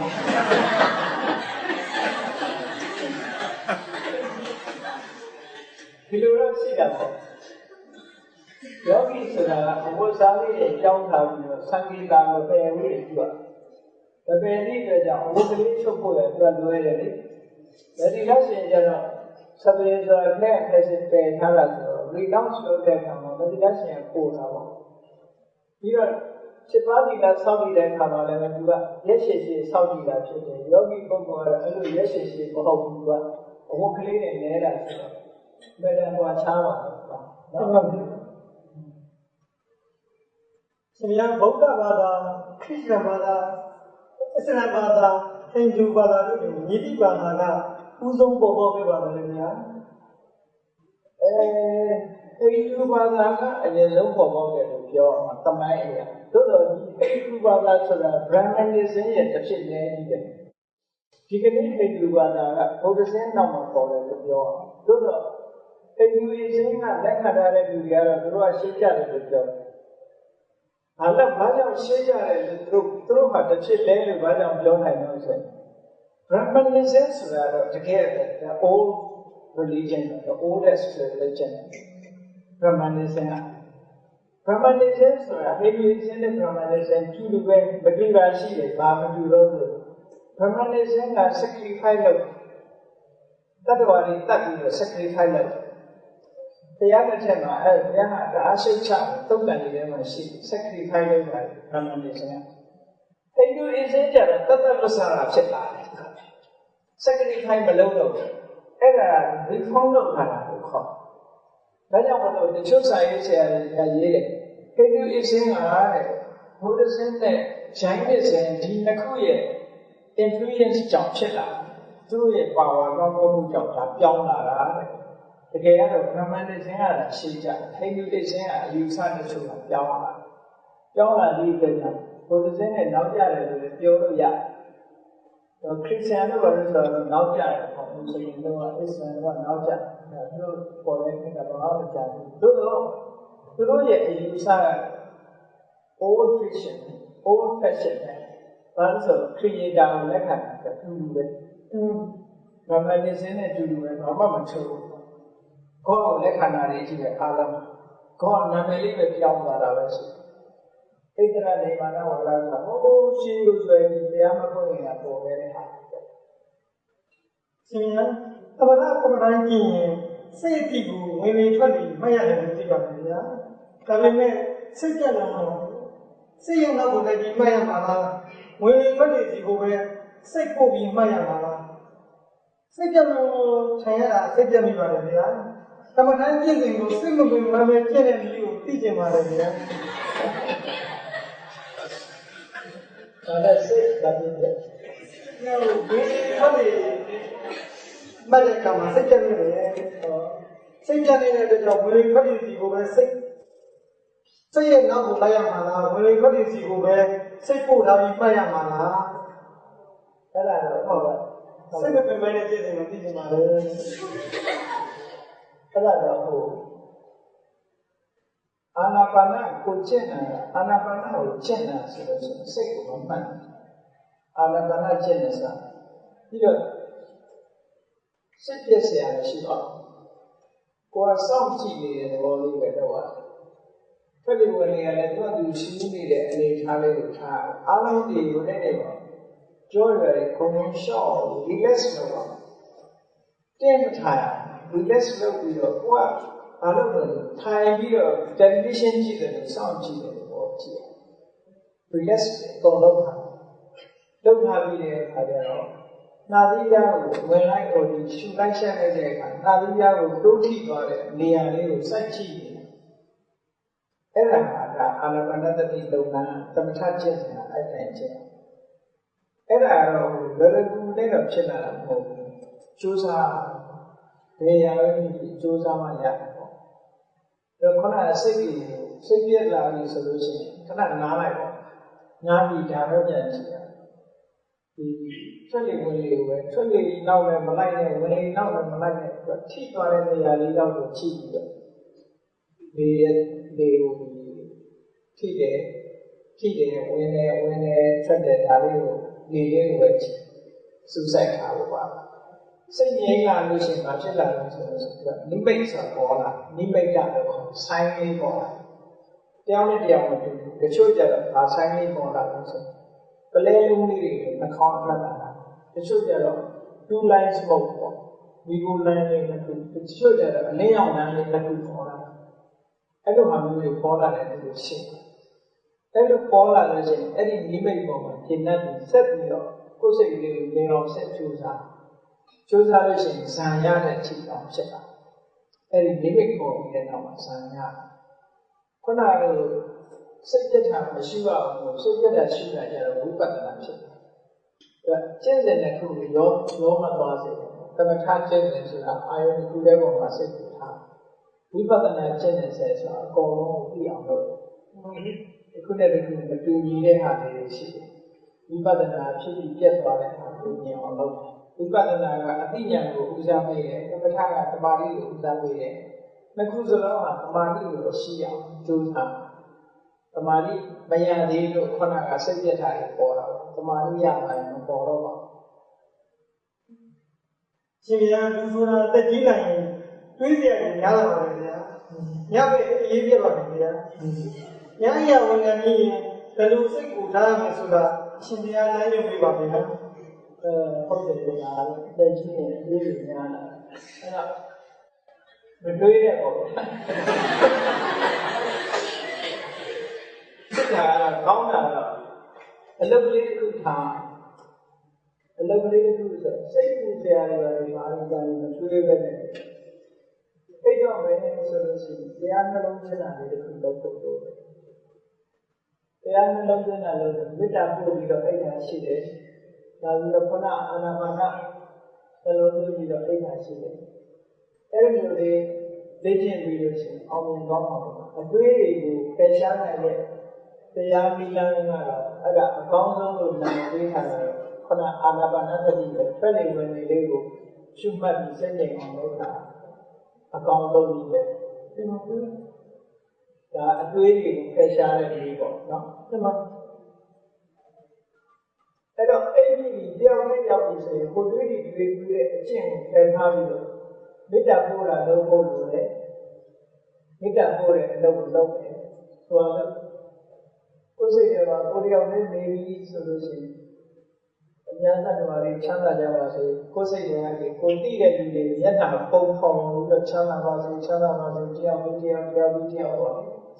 တော့မမြင်ရတဲ့သတ္တဝါတွေကိုလည်းအာရုံပြုချမ်းသာပါစေအဲ့ဒီလို အလွတ်တန်းနေလျှောက်တွေးမဲ့အစားအဲ့ဒီလိုမေတ္တာဘာဝနာလေးနဲ့နေလို့ရှိရင်သိဆိုကျေစုရှိပါတယ်အဲ့ဒီလိုပဲကိုယ်ကလေ့ကျင့်ပြီးတော့ပါချက်ချင်းကြီးတော့ထားမှဖြစ်ပါလေ့ကျင့်ရပါရမီဆိုတာလည်းသူကပြည့်မလာဘူးအဲ့ဒါကိုယ်ကလုပ်နေရတယ်ဉာဏ်ပညာဆိုတာလည်းသူကရတာမှမဟုတ်ဘူးလုပ်နေရတယ်အားလုံးဟာလုပ်နေတဲ့ပုံမှာမဟုတ်ဘူးက develop ဆိုတာသူက effort ဆိုတာအဲ့ဒါကိုပြောတယ်တမ္မာဝါယာမဆိုတာ effort မကောင်းတာတွေမဝင်အောင်တွန်းထုတ်တယ်မကောင်းတာတွေမဝင်အောင်ဆုပ်ပိတ်တယ်ဆုပ်ပိတ်လို့မရဘဲနဲ့ဝင်လာရင်တွန်းထုတ်ပြတယ်ကောင်းတာတွေဖြစ်အောင်ကြိုးစားတယ်တိုးပွားလာအောင်ကြိုးစားတယ်အဲ့ဒါကို right effort ကိုခေါ်တယ်အဲ့ဒါအရေးကြီးတာရှင်ဗျာအရှင်ဥပ္ပဗုဒ္ဓဗုဒ္ဓဘာသာမှာတကယ်ရှိမရှိသိကြပါမယ်ဗျာကျမ်းစာအရာပြောလို့ရှိရင်မဟာယာန text တွေမှာရှိတယ်ဒီပြဝါဒနာဒါတွေက history တွေရှိတယ်မရှိဘူးဆိုတာ history အဲ့ဒီမြေကောင်မျိုးမေးလို့ရှိရင်အလောကဆိုတာရှိရလားလို့မေးရတယ်ဖြစ်တယ်နော်တမိုင်းမှာရှိတယ်တချို့စာပေမှာရှိတယ်ဆိုတော့ရှင်ဘုရားဗုဒ္ဓဆိုတာယဟန်ဓမ္မပဲနော်ယဟန်ဓမ္မဆိုတော့ရှင်ဘုရားအကြောင်းကိုရေးထားတဲ့စာပေတွေရဆိုရင်ရှိတယ်ပေါ့အတိတ်ကရှိခဲ့တယ်ပေါ့ဒါတစ်ခေတ်တစ်ခါရှိခဲ့တာဒီလိုလေအဲ့ဒါကိုဒီနေ့ဘာသိကြလဲရှိတာမရှိတာပဲသိကြတာရှင်ဗျာနောက်တစ်ခုပြောရမယ်ဆိုလို့ရှိရင်ရှင်ဘုရားအခုချိန်ကြီးအသက်ရှိသေးသလားဆိုရင်မရှိဘူးအဲ့ဒါတော့မရှိဘူးဒါ history ကတောင်တမုဒ္ဒရာထဲမှာနေနေဆိုတဲ့သမိုင်းကြောင်းရလူတွေကရှင်ဘုရားကိုပေါင်နေတယ်ညှောနေကြတာကိုပြောရတော့ခံမှာပေါ့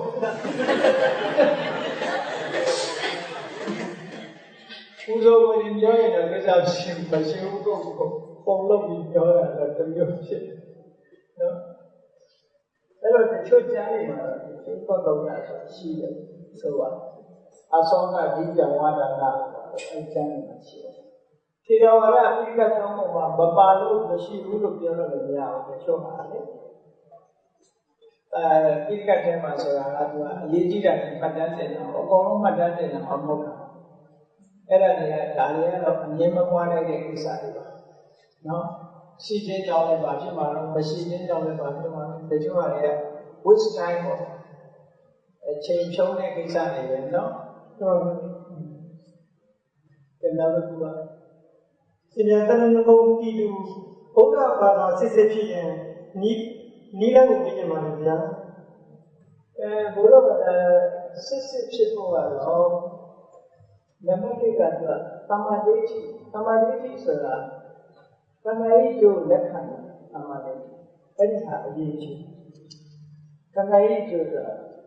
what I have done I am responsible ဘာလို့ငါတာဝန်ရှိတယ်ဆိုတာကိုလက်ခံမှုလို့ကံကိုလက်ခံတာဆိုအဲ့ဒါကောင်းတာလုပ်ရင်လည်းကောင်းတာဖြစ်တယ်မကောင်းတာလုပ်ရင်လည်းမကောင်းတာဖြစ်တယ်အားလုံးကငါပဲအမွေခံရမယ်လုပ်သမျှငါအမွေပဲကောင်းတာလုပ်ရင်မကောင်းအဲ့ဒီသမထကတာသမာဓိရှိဒါနံပါတ်1ရှိဖို့ပြောတယ်ဘုရားဘာသာဖြစ်အဲ့ဒါရှိပြီးတဲ့နောက်မှာဘုရားကိုခဏမှန်ကန်တဲ့ attention နဲ့ဘုရားလန္နာကိစ္စကိုဘုရားကိုပို့ပါတယ်ဘုရားကိုပို့ပါတယ်အောင်ပို့ပါတယ်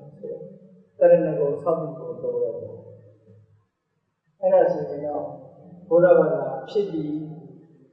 ခိုင်မာတဲ့ဘုရားဘာသာဖြစ်ဖို့ကြတော့တတ္တဝံဖြစ်မှာခိုင်မာတယ်ဘုရားဘာသာဖြစ်ပြောင်းလဲတဲ့ဘုရားဘာသာအဲ့တော့အစကတော့အဲ့ဒီလိုပဲစပြီးတဲ့အခါမှာခိုင်မာတဲ့ဘုရားဘာသာဖြစ်ဖို့ရတယ်ဟုတ်လားအသိဉာဏ်နဲ့တိုးမြင့်ပြီးလို့လည်းယုံနာမှာတပါးတခြားတတ္တဝါဆိုတာမရှိဘူးဆိုတဲ့ဉာဏ်မျိုးမြင်လာအောင်ကြိုးစားရမယ်ခုနက cost ကိုနားလည်လာရမယ် causality ကိုနားလည်လာဘာကြောင့်ဖြစ်တယ်ဆိုတာအကြောင်းရင်းအစစ်မှန်ကိုသိတာအဲ့ဒီဉာဏ်မျိုးနဲ့ဖြစ်လာလို့ရှိရင် true Buddhist နော်စာလို့ပြောရင်နာမရူပပရိစ္ဆေဒဉာဏ်နဲ့အစ္စယပရိက္ခဉာဏ်ပေါ့ယုံနာမှာတပါးတတ္တဝါဆိုတာမရှိဘူးလို့သိလာတယ်ဒါရီယာဆိုင်အကြောင်းကြောင့်ဖြစ်တယ်ဆိုတာသိလာတယ်အဲ့ဒီအသိမျိုးရလာလို့ရှိရင်အားလည်းtrue Buddhist ပြောပြပါတယ် ရှင်ဗျာဘာသာယူဝါဒတွေကိုဘာကြောင့်ဘုတ်ဝင်ကြပါလဲဗျာကြောက်လို့လူတွေကြောက်လို့ဘာသာတရားဆိုပေါ်လာဓမ္မပဒထဲမှာမြတ်စွာဘုရားဟောတယ်မနုဿာဘယပစ္စည်းတာလူတွေကကြောက်တရားရဲ့ချိန်ချောက်မှုတွေခန္ဓာကြောက်တယ်ဆိုတော့ဘာကြောက်တာလဲစီးပွားရေးအောင်မြင်တဲ့လူကလည်းဆုံးရှုံးမှကြောက်မချမ်းသာသေးတဲ့လူကလည်းဆင်းရဲနေမှကြောက်ချမ်းသာခြင်းရာထူးရထားတဲ့လူကလည်းပြုတ်မှကြောက်နော်နေရာလေးတဲ့လူကလည်းရချင်ရထားတဲ့လူကပြုတ်မှကြောက်အဲ့ဒီဟာတွေပေါ့အားလုံးမှာအကြောက်တရားတွေရှိပြီးတော့သဘာဝတရားတွေရဲ့အစစ်အမှန်ကိုမမြင်ဘူးမမြင်တဲ့အတွက်ကြောင့်ရမ်းဆန်းပြီးတော့အားကိုးရနဲ့အားကိုးရရှာကြအဲ့လိုအားကိုးရရှာလို့ဘာသာတရားတွေပေါ်လာအားကိုးလို့ပြန်ရမလားဥပမာပဲရေထဲပြောနေတဲ့လူကမဲမဲမြင်တာကိုတော့ဖမ်းဆုပ်ပြီးတော့ကိုယ်ဝေရရှာတယ်လို့ပဲတန်တရားထဲမှာရောက်နေတဲ့ပုဂ္ဂိုလ်ကဆဲဒုက္ခတွေကိုကြောက်ပြီးတော့အားကိုးရများဖြစ်မလားလို့ဖမ်းဆုပ်တဲ့သဘောပဲအဲ့ဒီမှာမှန်သိတဲ့အသိဉာဏ်နဲ့ကိုယ်ဝေရမှာတကယ်ကိုယ်ဝေရအစစ်ဖြစ်တယ်နော်ဒီမှာရှင်ဗျာဗုဒ္ဓနည်းယ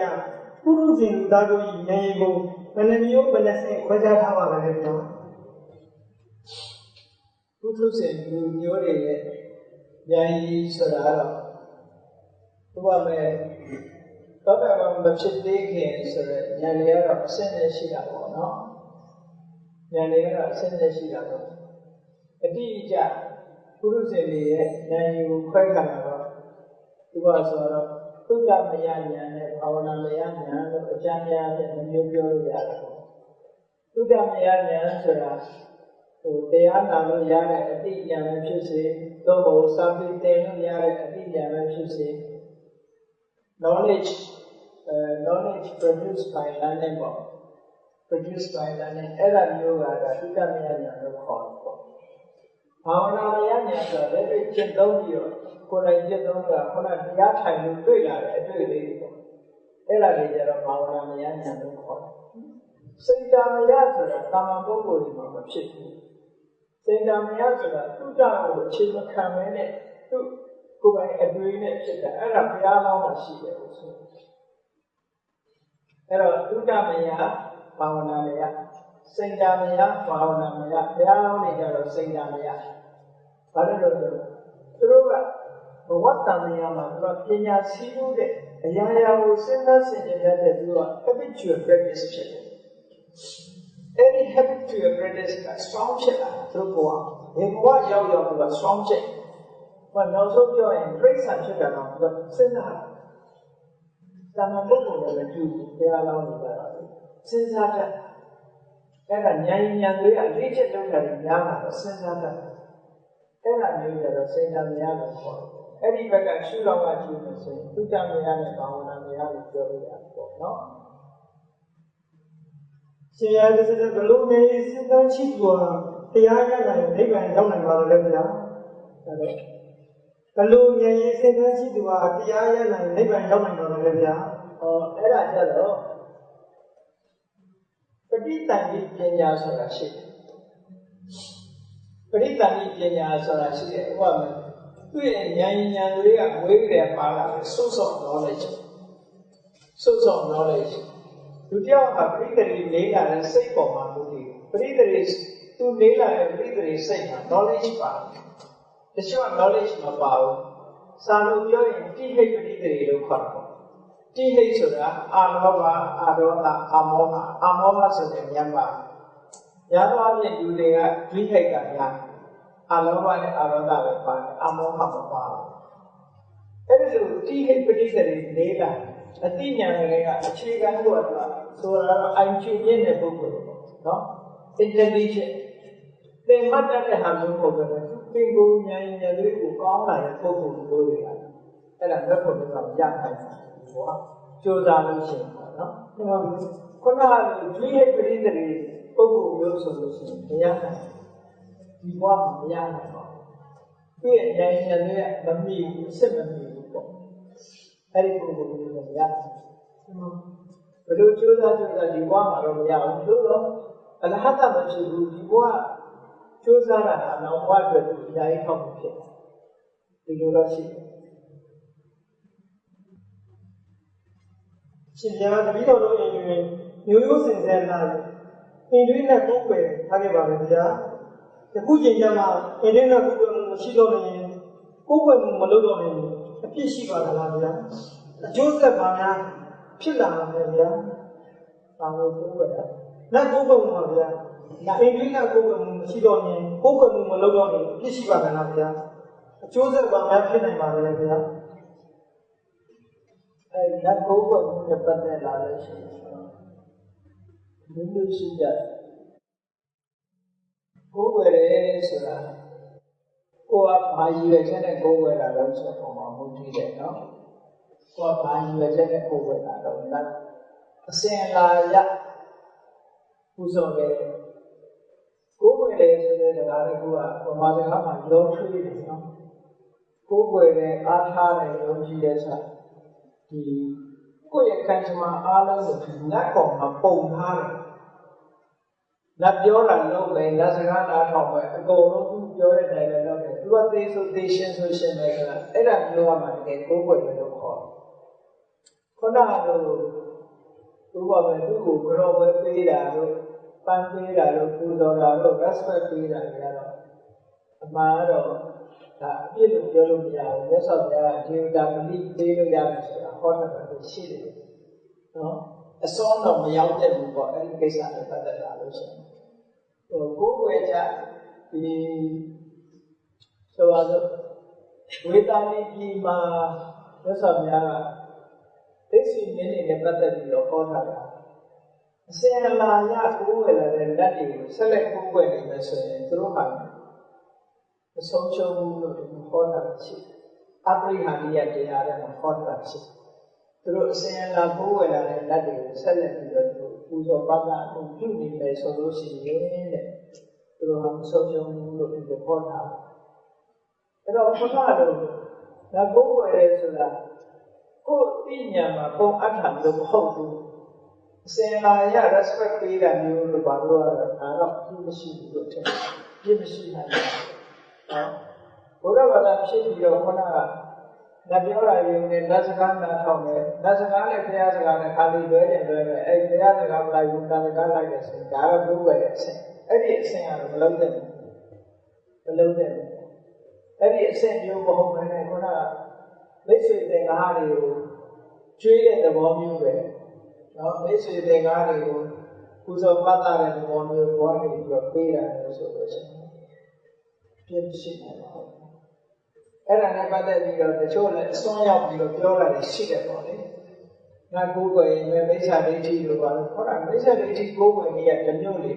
ဝတ်တွေပါလေတတ်တယ်ချက်တွေပါလေတတ်ပြီးတော့ခါလဲဒါဟုပဲပူဇော်တယ်ဒါမလို့ရင်ကိုယ်မှာအခု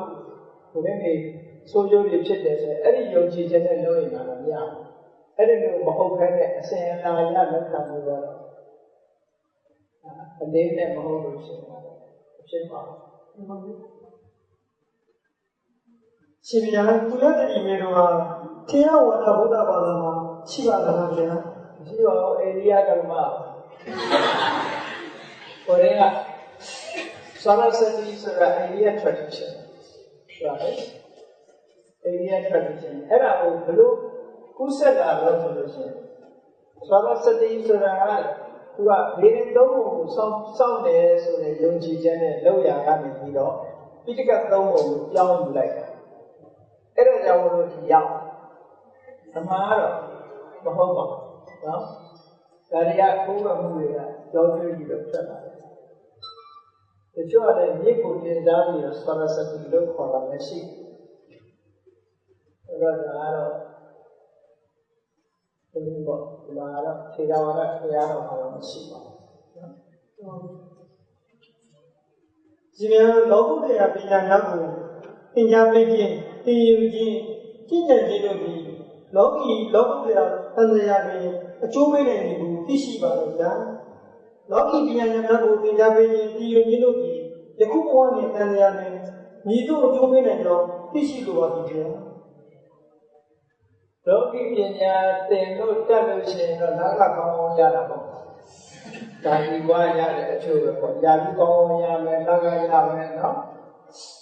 ဒီနေ့အချိန်လေးတွေပေးမယ်ဆိုလို့ရှိရင်ဒါလောကီပညာရဲ့အကျိုးတွေပေါ့ဒီဘဝခံစားရတယ်ပေါ့ဘဝပွဲရထားတဲ့အလုံးလျှောက်တဲ့အလုံးရတယ်ဒါအကျိုးပဲလေဒါတွေအကျိုးပဲမျက်မှောက်ကျုပ်ပြီးတဲ့အကျိုးရတယ်ပေါ့ရှင်ဗျာယခုဘဝနဲ့နောက်ဘဝတို့တွင်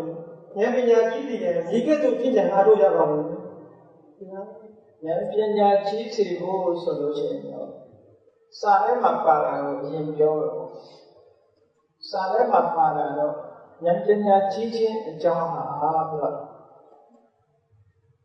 ကိုယ့်ရဲ့ကြွတဲ့ပုဂ္ဂိုလ်တွေတွေ့လို့ရှိရင်တော့မေးမြန်းတာဒါကကုသိုလ်လားဒါအကုသိုလ်လားဒါအပြည့်ရှိသလားမရှိဘူးလားမေးမြန်းလေ့လာ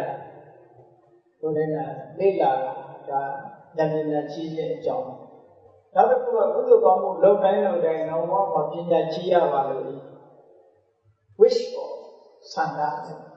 ကိုလုပ်တဲ့ကုသိုလ်ကောင်းမှုအဲ့ဒီကိုဥတည်ချက်ထားပြီးကိုယ့်ရဲ့ wish နဲ့လုပ်ပါလို့ရှိရင်ဖြစ်ရတော့ဉာဏ်ပညာကြီးနိုင်တယ်ဘုရားသူများကိုပညာရေးနဲ့ပတ်သက်ပြီးကူညီပေးတယ်ပေးပြီးရင်နောက်ဘဝကျပညာကြီးရပါလို့ wish တော့ထည့်ရတယ် wish မထည့်လို့ရှိရင်တော့သူကဆံရအကျိုးတော့ပေးမှာပဲပေါ့ပြီးတော့ wish ထည့်လိုက်လို့ရှိရင်သူကပုံဉာဏ်ကြီးတဲ့ပုဂ္ဂိုလ်ဖြစ်တယ်သူကပဲစီမီတို့ကတော့လူပြီးသိတဲ့ကြောင့်ဉာဏ်ပညာကြီးရပါလို့စုပန်ဒီဟာတော့လို့တယ်ပေါ့နော်မှန်ပါပြီရှင်ဗျာဓမ္မစတရား၄ပါးနဲ့ဥပိ္ပခာ၏အဓိပ္ပာယ်ကိုရှင်းပြတော်မူပါဗျာဥပိ္ပခာကအလုံးအရှင်းပြပါမေတ္တာဆိုတာကအများရဲ့အကျိုးစီးပွားကိုလိုလားတဲ့စိတ်သာဝိတ္တအဝိရာဟောတုဒီကင်းရပါစေရကင်းရပါစေအကျိုးစီးပွားလိုလားတဲ့စိတ်ကရုဏာဆိုတာဒုက္ခရောက်နေတဲ့လူသို့မဟုတ်အစဉ်ပြေတဲ့ပုဂ္ဂိုလ်တွေအစဉ်ပြေကြပါစေဒုက္ခလွတ်ကြပါစေဒါကရုဏာမုဒိတာဆိုတာအစဉ်ပြေနေတဲ့လူတွေပို့ပြီးတော့အစဉ်ပြေကြပါစေစင်ပြေးနေတာတွေကလက်တို့ဆုံးရှုံးမသွားကြပါစေနဲ့ဝမ်းသာနေတာကမုဒိတာဥပိ္ပခာကြတော့အဲ့ဒီစိတ် excitement တွေခုမှမရှိတော့မရှိဘဲနဲ့ဘာလို့တော့ဆိုလို့ရှိရင်အားလုံးမှာဥက္ကံနဲ့ပဲပြီးသွားတယ်ကိုလို့ဆရာရှိတာလုပ်ပြီးဥပိ္ပခာပေါ်မှာသူကတနာနေတာလည်းမရှိဘူးမုန်းနေတာလည်းမရှိဘူးဥပိ္ပခာသူက keep in balance စိတ်ဟာ equanimity ငြိမ်သက်ငြိမ်းချမ်းသွားပြီးတော့ equanimity ဖြစ်တယ်အဲ့တော့ဥပိ္ပခာဆိုတဲ့အဓိပ္ပာယ်ကအဲ့ဒီနေရာမှာအားလုံးပေါ်မှာမျက်မျက်တရထားပြီးလူတိုင်းဟာဥက္ကံနဲ့တူတယ်လို့ဆိုတဲ့ပုံချမ်းသာအောင်ဆိုတာလည်းမကြိုးစားဘူးဆင်းရဲအောင်လုပ်အောင်ဆိုတာလည်းသူစိတ်ထဲမှာမရှိတော့စိတ်ရဲ့ငြိမ်းချမ်းမှုတစ်ခုပေါ့ဥပိ္ပခာဆိုတာအလွန်ဆင်းရဲမှလို့ပြောနောက်ပြီးတော့တတ္တဝါတွေကကိုယ်ပေါ်မှာစော်ကားတာစော်ကားလို့အတွက်ပို့ပြီးတော့မမုန်းဘူးအလေးပေးသည့်အတွက်ကြောင့်ပို့ပြီးတော့လည်းချစ်ခင်မှုမုန်းတိမှုဒီနှစ်ခုကိုသူကအစွန်းမရောက်အောင်ထိန်းနိုင်တာကဥပ္ပခာပြောတယ်ရှင်ဗျာယောနိသောမနတိကာယ၏အဓိပ္ပာယ်ကိုရှင်းလင်းစွာပြုလုပ်ပါပြီဗျာယောနိသောမနတိကာယဆိုတာအင်္ဂလိပ်လို voice attention လို့သာပြန်လေးရှိကြတယ်ယောနိသောဆိုတာတော့ proper way ပေါ့ attention is proper way မှန်မှန်ကန်ကန်စဉ်းစားတာ properly attention သတ္တနာတဲ့ခုကိုမှန်မှန်ကန်ကန်စဉ်းစားတတ်တာဟိုယောနိသောမနတိကာယလို့ခေါ်တယ်သူကအသိဉာဏ်နဲ့ဆိုင်တယ်ပေါ့အသိဉာဏ်နဲ့ဆိုင်တယ်ဘုရားပဲဆိုတော့ယောနိသောမနတိကာယအာရိသောမနတိကာယဖြစ်ပုံအခုကြည့်မယ်ဆိုရင်လူတယောက်ကကိုယ်လာဆဲဒီကောင်ကဆဲရမလားစော်ကားတယ်လို့ဒီလိုတွေးလို့ရှိရင်အာရိသောမနတိကာယလို့ခေါ်တယ်။ဘာဖြစ်လို့လဲကိုယ့်ရဲ့တဏ္ဍာမှာဒေါသတွေအမုန်းတွေပွားစေမကောင်းတဲ့ဘက်ကိုသူကဥတည်အဲ့ဒါကြောင့်အာယောနိသောမနတိကာယမင်းလမ်းကြောင်းမှားသွားပြီ။ဒီတဏ္ဍာမှာငြိမ်းချမ်းမှုတွေပြတ်ပြီးတော့ဒေါသတွေပိုထွက်လာအဲ့ဒီလိုအတွေ့အကြုံဟိုသူဆဲတာသူမသိသူလုပ်တာသူလုပ်တဲ့အလုပ်ကငါမဆိုင်ဘူးဒီလိုနှလုံးသွင်းရင်ယောနိသောမနတိကာယလို့ခေါ်။မြတ်စွာဘုရားကိုယ်တိုင်ကိုပဲအစဲခံရဘူးလေ ဆက်ခံတဲ့အခါကျဘုရားဒီနှလုံးသွင်းလို့ဆိုတဲ့အခါကျတော့ပုံသားကြီးတယောက်ကဆဲတဲ့အခါမှာဘုရားပြောမင်းအိမ်ကိုတဲ့ဒူလေးလာတဲ့အခါကျတော့မင်းမုံပဲတေစာနဲ့အခါတာတွေကိုမစားရင်ဘယ်လိုပါတော့သူကအေးအဲ့ဒါလည်းမင်းကငါ့ကိုဆဲတဲ့အခါနဲ့ငါမင်းဟာလည်းလက်မခံတဲ့အတွက်ကြောင့်အဲ့ဒီဆဲတာတွေကမင်းဟာတွေပဲလို့ပြောအဲ့တော့ဆိုလိုတာကအတိမမပြုတ်ပဲနဲ့ကိုယ့်ရဲ့စိတ်ကိုဒီငြိမ်းချမ်းမှုပြတ်မတော့ခိုင်းထားနိုင်တဲ့အတွေ့ဟာယောဂီတော်တဲ့ကာလပေါ့။ဘာသူကကျေပြတ်တယ်ပေါ့။ knowledge ကျေပြတ်တယ်။ voice attention, proper intention ပေါ့နော် attention ။ဟုတ်ပြီ။ရှင်ဗျာလောကတွင်မြည်သည့်အသက်မွေးမှုကြီးလူသားတို့အတွက်အမြတ်ဆုံးဖြစ်ပါလေ။ဟုတ်လား။အသက်မွေးမှုလား။တမန်မြတ်စွာဘုရားကတော့ပညာစီဝေစီဝိတ္တမဟာမှုတ္ထံလို့ဒီလိုဟောတာရှိတယ်။ပညာနဲ့အသက်မွေးတာအမြတ်ဆုံးပဲပေါ့။ပညာဆိုတာအရာရာမှာစိတ်နဲ့စဉ်းစားမှုအခြေပြုပြီးတော့အသက်မွေးတာလောကမှာအသက်ရှင်တာပညာမဲ့ပြီးတော့အသက်ရှင်တာမမောရဘူးပညာနဲ့အသက်ရှင်တာကိုမြင်မောရပါမယ်။အကောင်းအဆိုးကြောင်းကျိုးခွဲခြားသိတတ်တယ်လုံးဝမလုံးနဲ့ခွဲခြားသိတတ်တယ်အဲ့ဒီပညာနဲ့အသက်မွေးတာအကောင်းလို့ပါရှင်ဗျာနိဗ္ဗာန်ရောက်ကြောင်းအထောက်ပံ့တွင်ဒါနနှင့်သီလကိုညီကဲ့သို့ပြုလို့မှနိဗ္ဗာန်ရောက်ကြောင်းအထောက်ပံ့ဖြစ်ပါမည်လေဗျာဒါနကောင်းမှုလုပ်တိုင်းနိဗ္ဗာန်ကိုဥတည်ပြီးတော့လုပ်အောင်သီလဆောက်တည်တဲ့အခါမှာလည်းနိဗ္ဗာန်ကိုဥတည်ဖို့ပေါ့အဲ့ဒါကိုဥတည်ချက်ကအရေးကြီးတာပေါ့ intention ပေါ့နော် intention ကအရေးကြီးတယ်ဥပမာနဲ့ဒါနကောင်းမှုလုပ်ပြီးတော့ဝတ်ကြလို့ရှိရင်ဟုတ်လားတစ်ချိန်ကြီးဖြစ်ရပါလို့ဆိုရင်အဲ့ဒါတစ်ချိန်ပဲဖြစ်ပါအဲ့လိုမဟုတ်ဘဲနဲ့ဒီကောင်းမှုကြောင့်နိဗ္ဗာန်ချမ်းသာကိုမြင်မောပြီးတော့ပါလို့ဆိုရင်အဲ့ဒါနိဗ္ဗာန်နဲ့၆ခုဖြစ်ပါတယ်နော်ကိုယ့်ရဲ့ wish ပေါ်မှာမူတည်တယ်အဲ့ဒါ attention နဲ့ wish ပုံမှန်မူတည်တယ်ရှင်ဗျာမဟာယာနဗုဒ္ဓဘာသာနဲ့ထေရဝါဒဗုဒ္ဓဘာသာဘယ်လိုပေါ်ကြောင်းရှိပါလဲဗျာထေရဝါဒဗုဒ္ဓဘာသာက orthodox မဟာယာန heterodox orthodox ကတရားဟောတဲ့တရားတွေကိုမပြင်ရဘူးလူရင်းတိုင်ထားကျင့်သုံးရမယ်လို့ယူဆတယ်မဟာယာနကသူတို့ကြိုက်တယ်အကုန်လုံးပြင်လိုက်ပြင်ပြီးတော့မှလက်ခံအဲ့တော့မဟာယာနဆိုတဲ့အဓိပ္ပာယ်ကျတော့သူတို့ကလူတိုင်းကဘုရားဖြစ်ရမယ်တတ္တဝါတွေရဲ့အကျိုးကိုလုပ်ရမယ်ကိုလိုယုံပြီးတော့တရားမဖြစ်ရဘူးဆိုတဲ့အယူဆတရားကိုထိထွင်ပြီးတော့မဟာယာနဘုရားဘာသာပေါ်လာထေရဝါဒဘုရားဘာသာဆိုတာအဲ့လိုမျိုးလက်စော်များဟောတဲ့တရားကိုဝိရင်းမပြတ်ထိသိရပြီးတော့ထေရဝါဒမှာမူသုံးချက်ချထားတာရှိတယ်အပိညတံနပိညပိတံဘုရားမဟောတာအစ်မဟောရအစ်မလို့အောင်ပိညတံနသမုစေမိတံတရားဟောပြီးတဲ့တရားတွေကိုမပြင်ရဘူးမပယ်ဖြတ်ရယထာပိညတွေသိက္ခာပဲသူသိကြတယ်တရားပြည့်ညက်တဲ့အတိုင်းလိုက်နာရမယ်ဆိုဒီမူသုံးချက်ချအဲ့ဒီမူသုံးချက်အတိုင်းလိုက်နာတာထေရဝါဒကိုခေါ်မဟာယာနကျတော့အဲ့ဒီစိတ်ကနဲ့တွေမလိုက်ဘူးသူတို့ကြိုက်တာတွေပြင်ပြီးတော့သူတို့လူစားပြည့်နေတယ်ပေါင်းစားတယ်နောက်ဆုံးကိုပြောရမယ်ဆိုမဟာယာနကခေယူအစင်းနဲ့ရောသွားပြီးတော့အတ္တကိုလက်ခံတဲ့အနေအထားမျိုးဘုရားတော်မှာလို့ဇမအဆင့်မျိုးဖြစ်သွားတယ်တောင်းပန်တာသူတို့ဆိုပြီးအဲ့လိုဖြစ်သွားရှင်ဗျာဘုံတော်များကိုရုပ်ပူတော်ရမယ်ပါဠိလိုမဆိုပဲအနက်တိပဲရုပ်အနက်တိပဲရုပ်ရင်အကျိုးရရှိမှုထူပါလားဗျာအသိဉာဏ်အနေနဲ့တော့ရှိတာပေါ့ပါဠိလိုရုပ်ခံရတော့မြတ်စွာဘုရားဟောလို့ကဒီလိုပါဠိဘာသာနဲ့ဟောတယ်လို့ဆိုပြီးတော့ရုပ်ဒီစိတ်ထဲမှာကြည်လို့မှုတော့တစ်မျိုးပုံမှာပေါ့နော်မဟာယာနတွေကသူချမ်းတင်းလုပ်တဲ့အခါမှာတရုပ်လိုပြန်ပြီးတော့လည်းချမ်းတင်းလုပ်ပါအဲ့တော့အဓိပ္ပာယ်ကိုသိပြီးတော့အဓိပ္ပာယ်ကိုစဉ်းစားပြီးတော့ရွတ်နိုင်တယ်ဆိုရင်တော့လေကျိုးရှိတယ်လို့ပြောရမှာပါပဲကျိုးမရှိဘူးလို့တော့မပြောလို့ပါဘူးကျိုးရှိပါတယ်သို့တော့တရားဟောတဲ့စကားလုံးတိုင်းရွတ်နိုင်ရင်ပို့ပြီးတော့ကောင်းမယ်လို့ထင်ပါတယ်ရှင်ဗျာလူတယောက်ပြေဆုံးလို့ရှိရင်ထ သမီးတို့ထဲတာ9ရက်ပြည့်လို့ရက်နေလာပြီလားဟိန္ဒူယူဆတွေလို့ဖတ်မှုပါတယ်ဗျာဖြေကြပြီးတော့ခု ဒီလိုလုံးပုံနဲ့တွေ့အဲ့ဒါတွေ tradition တွေဘဝမြန်မာလူမျိုးတွေရဲ့ tradition တွေဖြစ်နေတယ်အစဉ်အလာယုံကြည်ချက်တွေဖြစ်လာတာပေါ့နော်ဘုရားပဲချင်းဆိုရင်ချင်းလူမျိုးတွေကတမျိုးလုပ်တယ်ချင်းလူမျိုးတွေကတမျိုးလုပ်တယ်မြန်မာတွေကလည်းမြန်မာဒီ tradition ဆိုတာဘယ်အစမှမသိဘူးကိုတယောက်ကလုံတာလိုက်လုံဒီတယောက်ကလိုက်လုံတာလိုက်လုံတာလို့ပြောများပါတယ်အခုတရုတ်တွေဆိုလို့ရှိရင်လည်းဒီပါလားသေသွားလို့ဆိုလို့ရှိရင်လည်းဒီပဲဒီရုပ်ရောပါတော့ဘုံစားလို့ရောတော့ဆက်ပြီးဒီချုပ်ပြီးအများကြီးနောက်ဘဝမှာဒါတွေရနိုင်တယ်လို့စနဲ့လုံးကြတာမျိုးပေါ့အဲ့ဒါကိုသိတဲ့အခါမှာလိုက်ထည့်လိုက်တာတွေအများကြီးပဲရှိတယ်လေဒီမှာရှင်ရတဲ့စုနေစိတ်နဲ့ပရိတန်နေစိတ်ဟာတစ်ဆက်တည်းတော့မချောင်း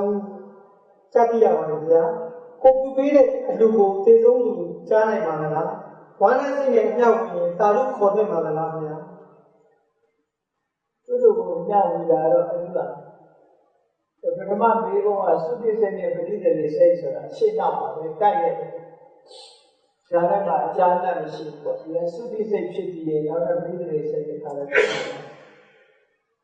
အဲ့တော့အမြောက်ဝေးတယ်ဆိုတာဒီတောကနဲ့လည်းဝေးဘယ်လိုပဲဝေးကိုလုံးကလည်းကုသပေါင်းမှုအမြောက်ဝေးလို့ဘဝလူကဝမ်းသာတယ်ဆိုလို့ရှိရင်တော့ကုသရမှာပါ။ဒါတော့ရနိုင်ပါတောကဆိုတော့မသိနိုင်ပါဘူးရှင်ရငါးပါးဒီကစောက်ထွင်းထားပြီးတဲ့သူတယောက်ဟာရုပ်တရက်ဖျက်စစ်လေးကိုတတ်မိပြီးမှတပားတိတာကိုပြန်သွားပါလားဆိုတော့တိတာနဲ့ချက်ချင်းပြန်စောက်ထွင်းလိုက်တော့ငါးပါးဒီကဟာပြတ်သွားနိုင်ပါလားရှင်ငါးပါးဒီကကဒီခုစီစောက်တိထားတာဖြစ်လို့တစ်ခုကျူးလို့ရင်တစ်ခုပဲပြတ်ပါလက်ခုလုံးမပြတ်ပါဘူးတစ်ခုကျူးလို့ရင်တစ်ခုပြတ်တာပေါ့အဲ့ဒါတစ်ခုဆိုရင်တစ်ခုကျူးလို့ရင်တစ်ခုပြန်စောက်လို့ရတယ်ခံ905ကပါဆိုတာဘုရားဟောတဲ့မှာမရှိဘူးလို့ဖတ်ဖို့ပါတယ်ဗျာထိုကြောင့်ရတဲ့ပတ်သက်ပြီးဖြေကြားပေးတော်မူပါဗျာ1905ကပါဆိုတာဘုရားဟောကြားရတယ်မှာမရှိတာဟုတ်ပါသို့တော်လည်းပဲလူတွေမှာဝါသနာဆိုတာမျိုးဖြစ်လာတဲ့စိတ်ရဲ့စွမ်းအားရဲ့တစ်တစ်ရဲ့တစ်တစ်ဆိုတာဖြစ်တော့တယ်ဒီဘဝကိုတတ်ပြီးတော့သိတဲ့အလေးထားတဲ့ခုလုံးလိုက်လို့ရှိရင်နောက်ဘဝနဲ့အဲ့လိုခက်ခဲပြီးရင်တတ်ပြီးခြင်းနဲ့စိတ်ကပေါ်လာတဲ့အခါအဲ့လိုမှမျိုးကိုဒီပြောတာလည်းဖြစ်နိုင်တယ်ပေါ့တရားကတော့မကောင်းခဲ့ဘူးပေါ့ဒီတယောက်မှာဒီတစ်ခုလုံးပြီးလို့ရှိရင်ဒီကဒီထဲမှာဘာဖြစ်သွား habit တစ်ခုဖြစ်သွား habit တစ်ခုဖြစ်သွားရင်ဒီကထွက်ပေါက်ရှာရင်ဒါနဲ့ပဲထွက်ပေါက်ရှာတဲ့အလေးလာဖြစ်သွားတယ်သူကလည်းဆဲရတဲ့လူကဆဲတဲ့အလေးအကျင့်ဖြစ်သွားတယ်နောက်ပိုင်းကျတော့အဲ့ဒါမျိုးလို့ပေါ့ကိုယ့်ကိုတတ်နေတာကြီးအလေးချင်းကြီးတစ်ခုဖြစ်သွားနိုင်တယ်ပေါ့အဲ့လိုလိုဖြစ်နိုင်တယ်လို့စရှင်မြတ်ရှင်ဘုရားပညာကြီးကိုခြေရဝါဒဘုရားဘာသာမဟုတ်ဘူးမဟာယနဝါဒလို့ပြောကြပါမယ်ဗျာဟုတ်မဟုတ်ကိုဖြေကြားပေးတော့ပါဗျာအတောကဇလံကိုကြည့်တယ်ဆိုရင်တော့မဟာယနလို့ပြောလို့မရဘူးအတောကမြေတရားကြီးရဲ့ကျောင်းရည်တဲ့ခြားပွဲမှာအကူအညီပေးခဲ့ရဆိုတော့ဒီရှင်ဘုရားကမဟာယနလို့ပြောလို့မရဘူးခြေရဝါဒလည်းမပါဘူးပြီးတော့အဲ့ဒီချိန်တုန်းကလည်းခြေရဝါဒမဟာယနမကွဲသေးဘူး